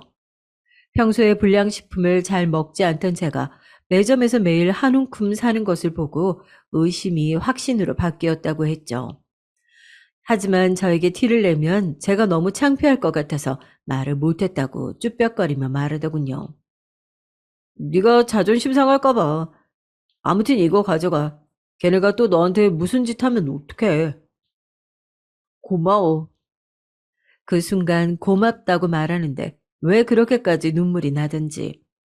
자기가 대놓고 싸워주진 못해도 도와줄 수는 있다고 창피해하지 말라며 어깨를 토닥이는 은성이가 너무 듬직했습니다. 이 사실을 알면 자기도 피해를 받을까봐 도망쳤을 텐데 말이죠. 그날 이후 은성이와 저는 더 돈독해졌습니다. 가끔씩 은성이는 제가 등교할 때마다 미리 간식들을 사서 책상 위에 올려놔줬고 남자 화장실에서 제가 오래 나오지 않을 때면 선생님 오셨다고 화장실이 울릴 만큼 큰 소리로 외쳐줬죠. 덕분에 노란머리 무리의 괴롭힘도 조금은 약해질 수 있었습니다. 가끔씩 짓궂은 장난을 칠 때 빼고요. 그렇게 1년이라는 시간이 훌쩍 지났어요. 노란머리 무리들의 괴롭힘도 여전했고요. 하지만 괴롭힘이 있었다 한들 친구가 있으니 버틸만 했습니다. 그것도 잠깐이었지만요. 어느 날이었습니다. 늘 그렇듯 은성이와 같이 PC방에 걸어가고 있는데 은성이가 공원 벤치에 잠깐 쉬었다 가자며 팔을 잡아 끌었어요. 평소처럼 낄낄거리며 재미있는 이야기를 늘어놓던 은성이가 갑자기 조용해지더군요. 물끄러미 은성이를 바라보자 은성이가 제법 진지한 표정을 짓더니 입을 뗐습니다. 나 전학가. 뭐라고? 감추려고 했지만 놀랍고 아쉬운 표정이 그대로 드러났을 거예요. 제가 학교 생활 동안 가장 의지한 게 은성이라는 것을 너무나도 잘 알고 있었거든요. 은성이도 잘 알고 있었기에 저에게 말하기 쉽지 않았을 거예요. 갑작스러운 이별에 기분이 순식간에 가라앉았습니다. 무겁게 내려앉은 분위기에서 은성이가 조심스럽게 얘기를 시작했어요. 우리 아버지가 일용직을 하다가 한 달 전에 사고를 당해서 일을 못 나가게 됐어. 사채업자들이 매일 집에 찾아와서 난리를 부려대고 있거든. 이제 집안 물건들을 대신 가져가. 어머니가 버는 돈으로는 도저히 한 달 빚을 갚을 수가 없어서 이사 가게 됐어. 은성이는 담담하게 말했지만 얼마나 힘들었을지 그 마음이 전해져 왔습니다. 은성이는 어떤 집인지 아직 어머니께서 알아보고 있다고 하면서 말을 아꼈어요. 아마 어린 마음에 친구에게 모든 걸 다 털어놓기는 어려웠을 겁니다. 그렇게 은성이는 얼마 안 가 떠나게 됐어요. 마지막에 자기를 잊지 말라면서 삐뚤삐뚤 쓴 글씨와 웃는 표정의 캐릭터 하나를 쪽지에 남겨두고 말이죠. 은성이가 없어지자 저는 더 무서워졌습니다. 은성이가 없는 학교 생활은 지옥이 됐어요. 은성이의 존재를 알고 있었던 노란무리 아이들이 혼자가 된 제 모습이 재밌기라도 한 듯 비웃었고요. 괴롭힘도 날이 갈수록 더 심해졌습니다. 그러던 어느 날 그 무리들이 저희 집이 꽤 잘 사는 걸 어떻게 알게 됐나 봐요. 그날은 괴롭힘을 크게 당하지 않고 학교에서 부모님 세차장으로 향한 날이었는데 세차장에 그 아이들이 있지 뭡니까? 희중아, 너 친구들이라면서 친구들이 일 도와주고 있었어. 엄마가 돈 줄 테니까 친구들이랑 좀 놀다 와. 감사합니다, 아줌마. 희중이랑 놀다 올게요. 어머니는 세상 환한 얼굴로 저를 부르며 제게 돈까지 쥐어주셨어요. 그리고 그 돈을 받으며 저는 아무 말도 하지 못하고 손만 부들부들 떨었습니다. 그 아이들은 세차장을 나서자마자 당연히 제 돈을 빼앗았고 매일같이 그 짓을 반복했어요. 저희 어머니는 그것도 모르고 늘 제게 돈을 쥐어주시며 희중아 좋은 친구들이 생겨서 다행이구나 하는 말씀을 하셨고요. 그때만큼 제 속이 타들어갔을 때가 없었을 겁니다. 이제는 나로 모자라 부모님까지 아이들에게 이용당한다는 생각이 들자 정말이지 모조리 엎어버리고 싶은 생각이 들었습니다. 그러다 제가 참지 못하고 일을 저지르게 됐어요. 바로 입을 열어 어머니에게 말을 한 것이었어요. 어머니가 얼마나 속이 상하실지 모르는 바 아니었지만 일단 말이라도 해야 이 사태를 중단할 수 있을 것 같았습니다. 어머니, 그 애들 돈 주지 마세요. 걔네들 제 친구 아니에요. 그게 무슨 말이야? 매일 놀러 다니면서. 아니에요. 저 괴롭힘 당하고 있는 거예요. 뭐, 뭐라고? 그게 정말이야? 어머니는 역시나 제 말에 소스라치게 놀라 자초지종을 물으셨죠. 저는 충격을 받으실까봐 세세하게 그간의 괴롭힘을 다 말씀드리지 못했지만 그 아이들이 제게 심부름을 시킨다는 사실 정도만을 말씀드렸습니다. 그런데 어머니는 그 얘기만으로도 이미 큰 충격을 받으셨는지 일을 하시던 아버지에게 곧바로 이 소식을 전하셨고 저희 어머니와 아버지는 곧바로 학교로 뛰어오시게 됐어요. 아니, 어떻게 이런 일이 있을 수 있죠? 대체 자식 교육을 어떻게 시키신 겁니까? 우리 아이가 다른 애들이랑 조금 다르다고 해서 이런 식으로 괴롭힐 수 있는 거예요? 우리 아이가 받은 정신적 충격은 어떻게 보상하실 거예요? 어머니는 가해자들 부모님과 선생님을 상대로 울부짖으셨고, 선생님도 그분들도 딱히 무슨 말을 잇지 못하셨어요. 사실 저에게 관심이 없던 선생님이나 자기 자식이 그러고 다니는 줄 모르는 가해자 부모님들은 이 상황이 그저 얼떨떨하신 듯 했습니다. 그러던 중 저를 가장 괴롭혔던 노랑머리의 아버지로 보이는 분이 이런 말씀을 하시더군요. 부모로서 자식이 다쳤으니 화나시는 건 100번 이해합니다. 허나 제가 잘 구스르고 달랠 테니까 이번 한 번만 넘어가 주세요. 부탁드립니다. 저도 제 자식 이런 놈인 줄 몰랐습니다. 그분은 꽤 점잖은 태도로 말씀을 이어나가시며 저희 어머니 앞에서 무릎을 꿇으셨어요. 그렇게 사과가 이어지자 저희 어머니 아버지도 일단은 저를 데리고 집에 돌아가시게 됐고, 저는 말없이 집에서 숨을 죽이고 다음 날을 기다렸습니다.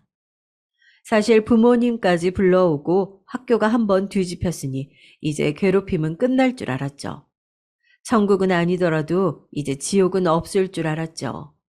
허나 후폭풍은 그 이후 일어나고 말았습니다. 그 아이들은 자신들이 당한 걸 분풀이라도 하듯 저를 더 교묘하고 지독하게 괴롭혔어요. 하루는 남자 화장실에 불러 저를 앉히더군요. 재밌는 놀이가 있어. 노란 머리는 주머니에서 담배 한 갑을 꺼내더니 불을 붙였습니다. 자, 이거 떨어뜨리면 너 오늘부터 오른쪽 다리 못 쓰는 거야.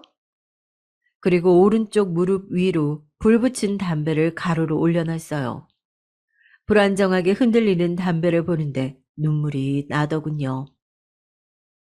너 이거 니네 부모님한테 말하면 죽을 줄 알아? 제가 또 학교에 이 일을 알릴까봐 걱정됐는지 그 애들은 꼭 저를 괴롭힐 때면 그런 무서운 말을 하곤 했죠.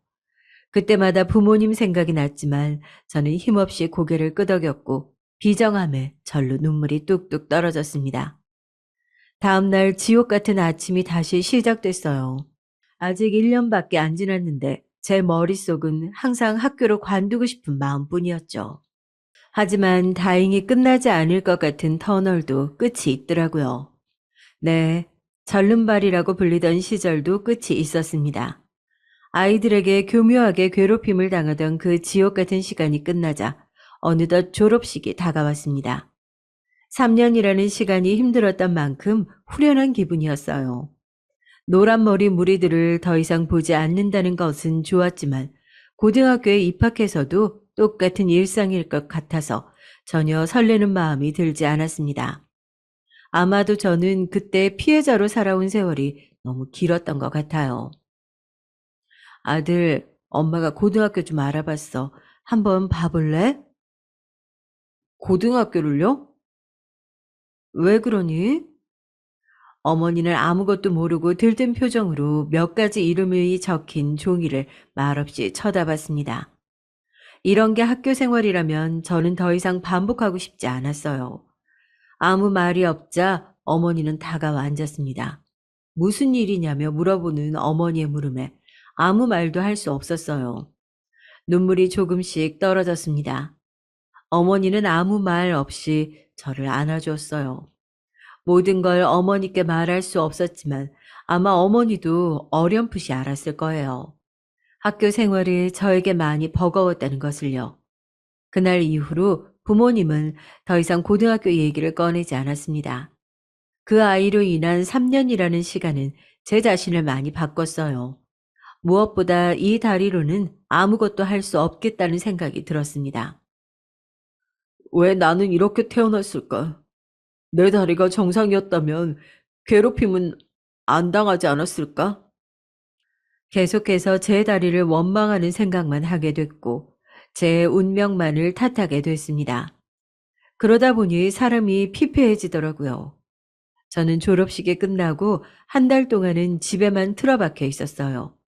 은성이에게 전화가 오기 전까진요. 희중아, 잘 지내고 있어? 당시 은성이는 부산으로 내려가 살고 있었습니다. 변두리에 집을 얻었는데 학교를 마치고 아르바이트를 하고 있다고 했어요.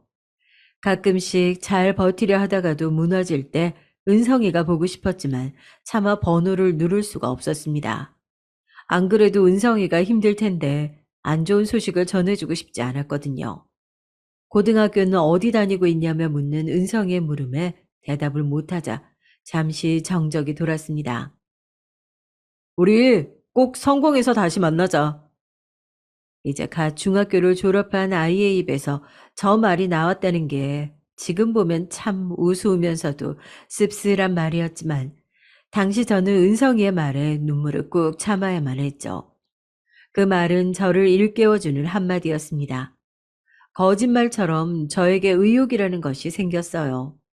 그 후 일주일에 한 번씩 부모님의 성화에 못 이겨 받았던 재활치료도 매일 나가기 시작했습니다. 기분 탓인지 다리가 조금씩 나아졌달까요? 아침에 일어나면 늘 육교를 지나 동네 한 바퀴를 뛰었습니다. 상쾌한 공기를 맡으며 지나치는 사람들을 보니까 마음이 한결 가벼워졌어요. 재활치료를 하고 나서는 독서실에 항상 들렀어요. 그렇게 꼬박 같은 일상으로 2년, 3년이 지나 저는 꿈 같은 검정고시 합격을 하게 됐고 여느 학생들처럼 희망으로 가득 찬 20살을 맞이할 수 있었습니다. 다른 사람들처럼요. 인생에서 이를 악물고 노력해도 성과를 내본 경험이 처음이라 저에겐 그 무엇보다 값진 선물이었습니다. 아이고, 우리 희중이 장하다, 장해. 잘했어, 희중아. 아니에요, 뭐 이런 걸로. 엄마, 아빠는 네가 너무 자랑스럽다. 우리 오늘 고기라도 먹자.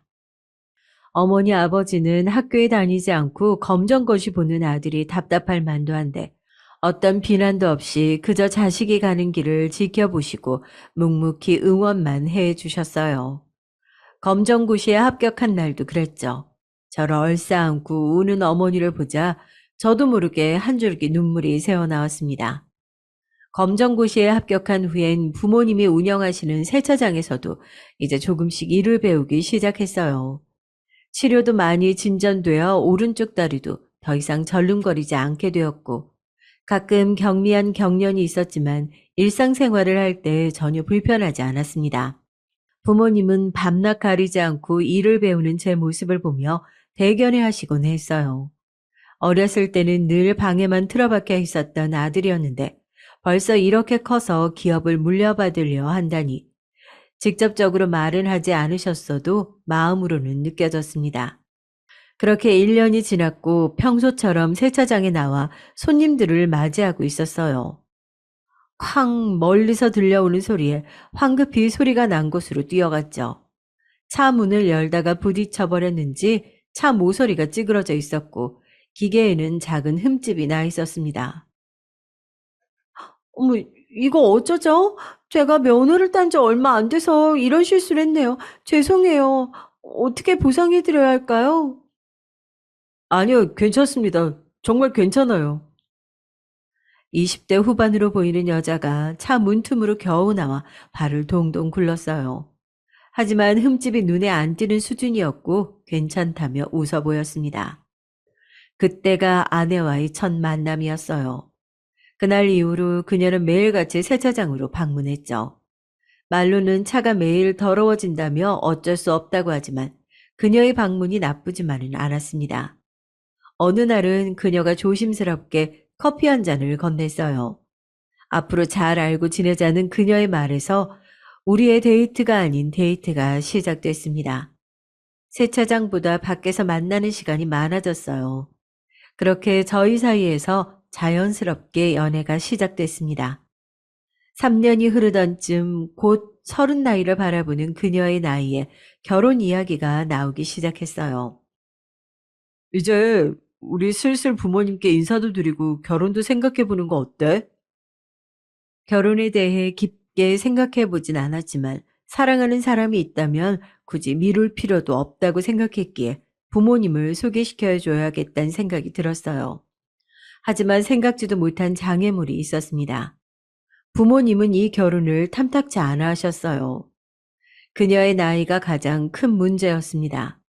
전 이제 막 20대 중반에 진입한 시점이었지만 그녀는 30이 다 되는 나이였어요. 예전부터 장가는 연하와 가야 된다는 보수적인 생각을 가진 부모님들로서는 받아들이기가 힘든 문제였습니다. 희중아, 엄마 아빠가 다른 거 바라는 거 아니야. 우린 그냥 너랑 비슷한 나이대 여자가 좋다.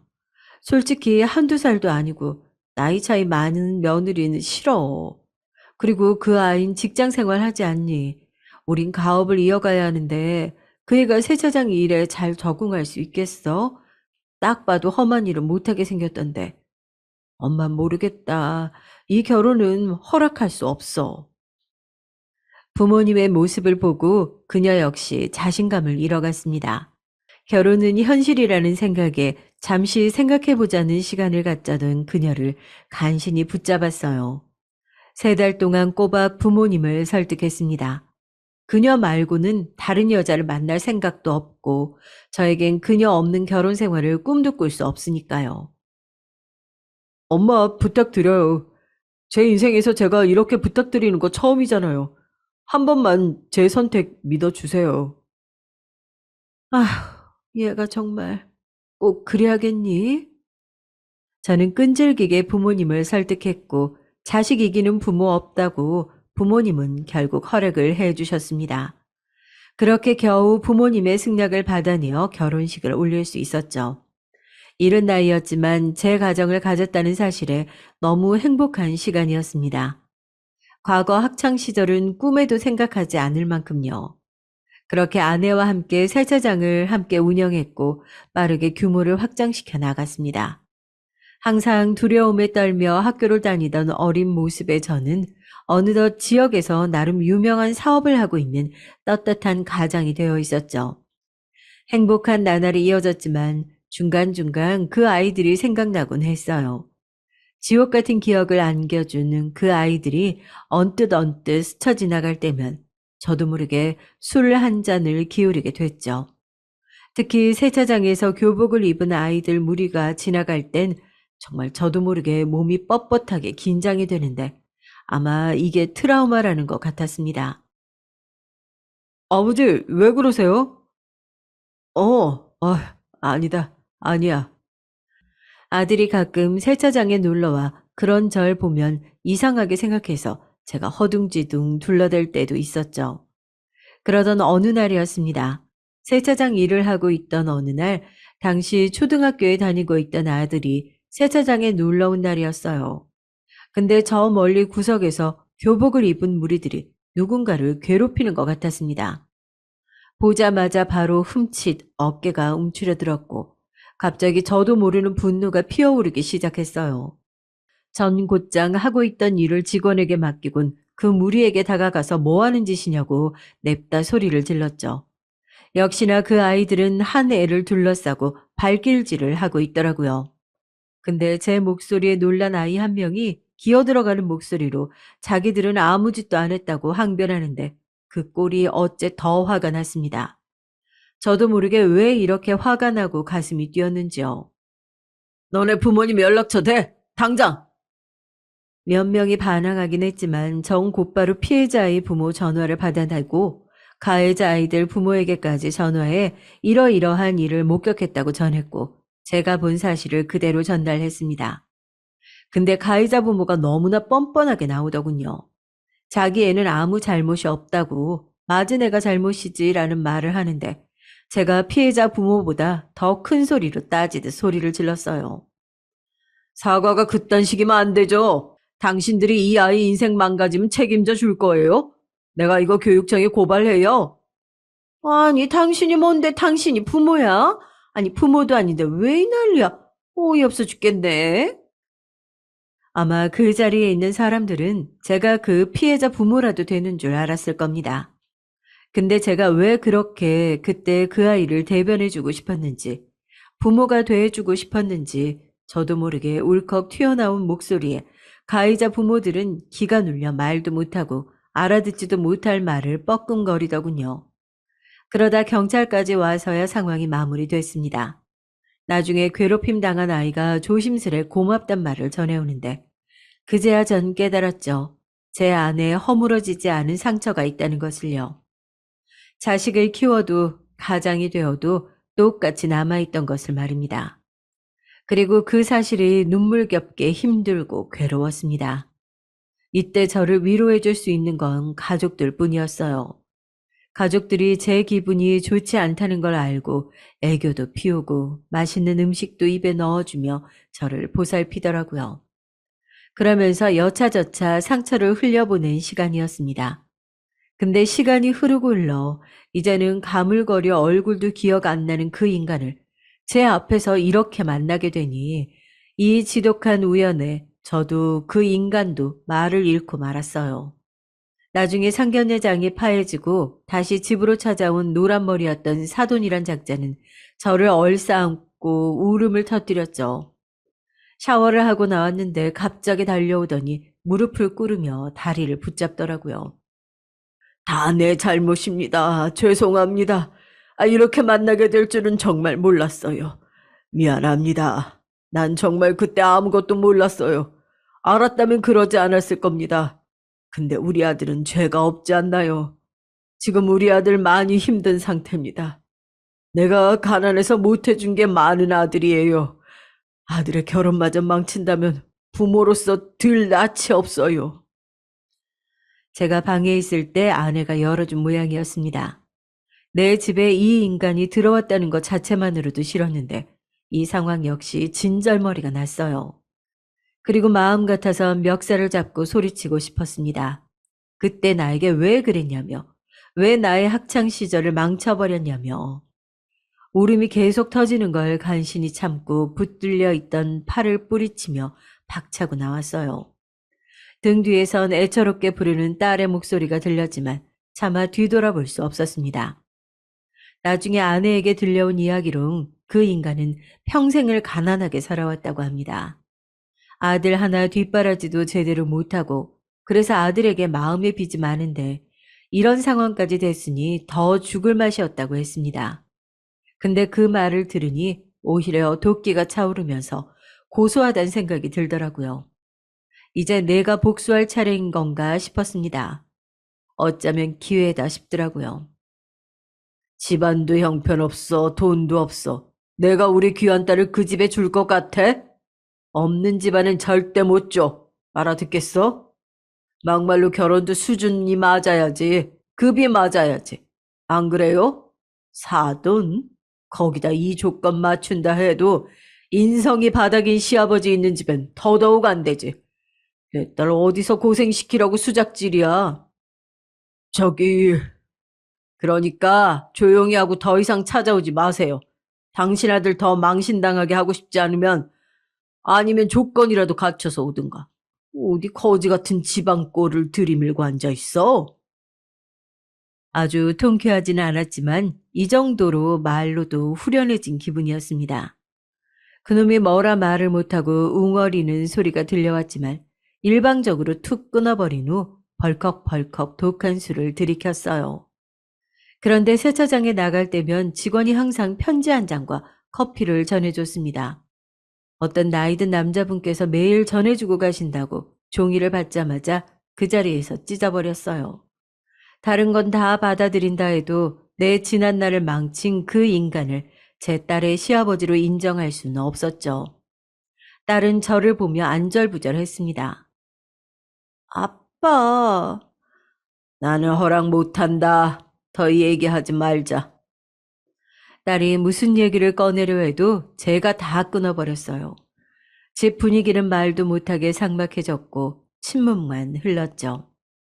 예비 사돈이랑 그놈을 만난 이후로도 전 평소와 다름없는 일상을 보내려고 했습니다. 딸이 쉽게 포기하지 않을 거란 것을 알고 있었지만 저는 절대 허락할 수 없었어요. 그런데 그렇게 한 달이 지난 어느 날 익숙한 번호로 전화가 걸려왔습니다. 희중아, 오늘 나랑 한잔 할래? 은성이었어요. 반가운 목소리에 식당으로 가자 은성이가 손을 흔들며 맞이했습니다. 은성이는 대학에 가지 않았지만 작은 회사에 취업해서 생계를 꾸렸고 결혼 후에는 아내와 함께 번 미천으로 서울의 작은 식당을 운영하며 부모님께 생활비를 꼬박 보내주고 있었어요. 이제는 나이 들어 주름살이 하나둘 늘어버린 친구 얼굴을 마주할 때마다 만감이 교차했습니다. 그러다 저는 분위기가 무르익자 얼마 전에 있었던 이야기를 은성이에게 털어놓았습니다. 은성이는 말없이 술잔을 기울였어요. 희중아, 내가 살아봤더니 용서라는 게 별거 없더라. 내가 잘 사는 게 용서라고 너는 잘 살아오지 않았냐고. 용서하지 않는 마음을 갖고 있을수록 내 자신을 갉아먹더라고. 언젠간 극복해야 할 부분 아니겠어? 그리고 네 딸도 그 남자를 결혼까지 생각할 만큼 사랑한다며. 그 말에 저는 아무 말도 할 수 없었습니다. 그렇게 죽일 듯이 미웠던 저였는데 이상하리만치 그 말이 와닿았어요. 항상 학창시절의 기억을 마음 한켠에 가둬놓고 긍정적으로 살아가던 저였는데 이제는 그 자물쇠를 풀어야 할 것 같은 순간이 다가왔다는 느낌이 들었죠. 저는 다음날 세차장으로 온 편지 한 장을 처음으로 받아들었습니다. 힘 빠진 손으로 눌러 쓴 편지 안에는 그동안의 반성과 자책, 그리고 평생 용서를 구하는 마음으로 살겠다는 말들이 빼곡하게 적혀 있었어요. 어린 나이에 철없이 한 짓이지만 어떤 말을 해도 용서받지 못할 걸 압니다. 그저 너무 죄송하고 또 죄송합니다. 모든 게 제 탓입니다. 다만 앞으로도 이 기억 가지고 평생을 반성하며 살겠습니다. 편지에 담긴 내용은 진심인 것처럼 느껴졌고 이상하게 편지를 보자 더 이상 슬픔과 분노가 느껴지지 않았어요. 마음 한켠에 가둬놓았던 감정들이 자유를 찾은 듯 터져나오는 순간이었고요. 이 말 한마디를 어찌나 듣고 싶었던지 뜨거운 눈물이 볼을 타고 흘러내렸죠. 저는 그날 느꼈습니다. 이제 이 아픈 감정들을 모두 보내주어야 한다는 것을요. 때마침 예비사위가 저희 세차장으로 찾아왔어요. 예비사위는 그간 조용히 지내고 있다가 딸 애가 옆에서 힘들어하는 걸 보고 자기 딴의 용기를 한번 내본 모양이었습니다. 아버님, 무슨 이야기인지 다 들었습니다. 저도 뭐라 말씀드릴 길이 없어요. 그저 죄송하단 말밖엔. 그래도 저 이기적이지만 정말 결혼하고 싶습니다. 아버님 딸 정말 행복하게 할 자신 있어요. 결혼 허락해 주세요. 부탁드립니다. 무릎까지 꿇으며 눈물을 뚝뚝 흘리는 사내를 보니 전 더욱 결심이 서고 말았죠.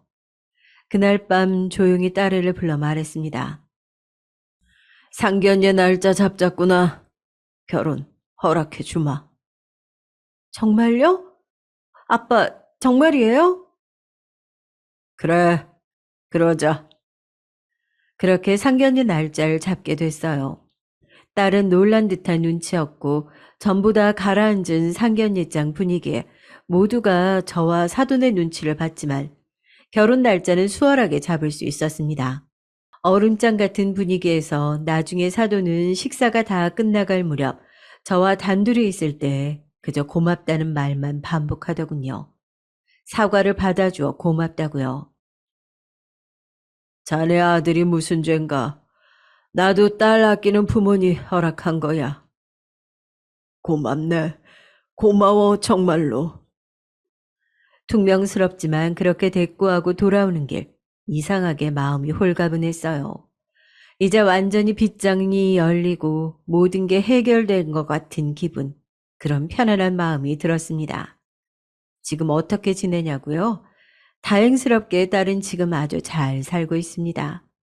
사돈과의 왕래는 없지만 가끔 딸 부부와 함께 보내는 선물과 편지를 보며 소식을 듣고 있어요.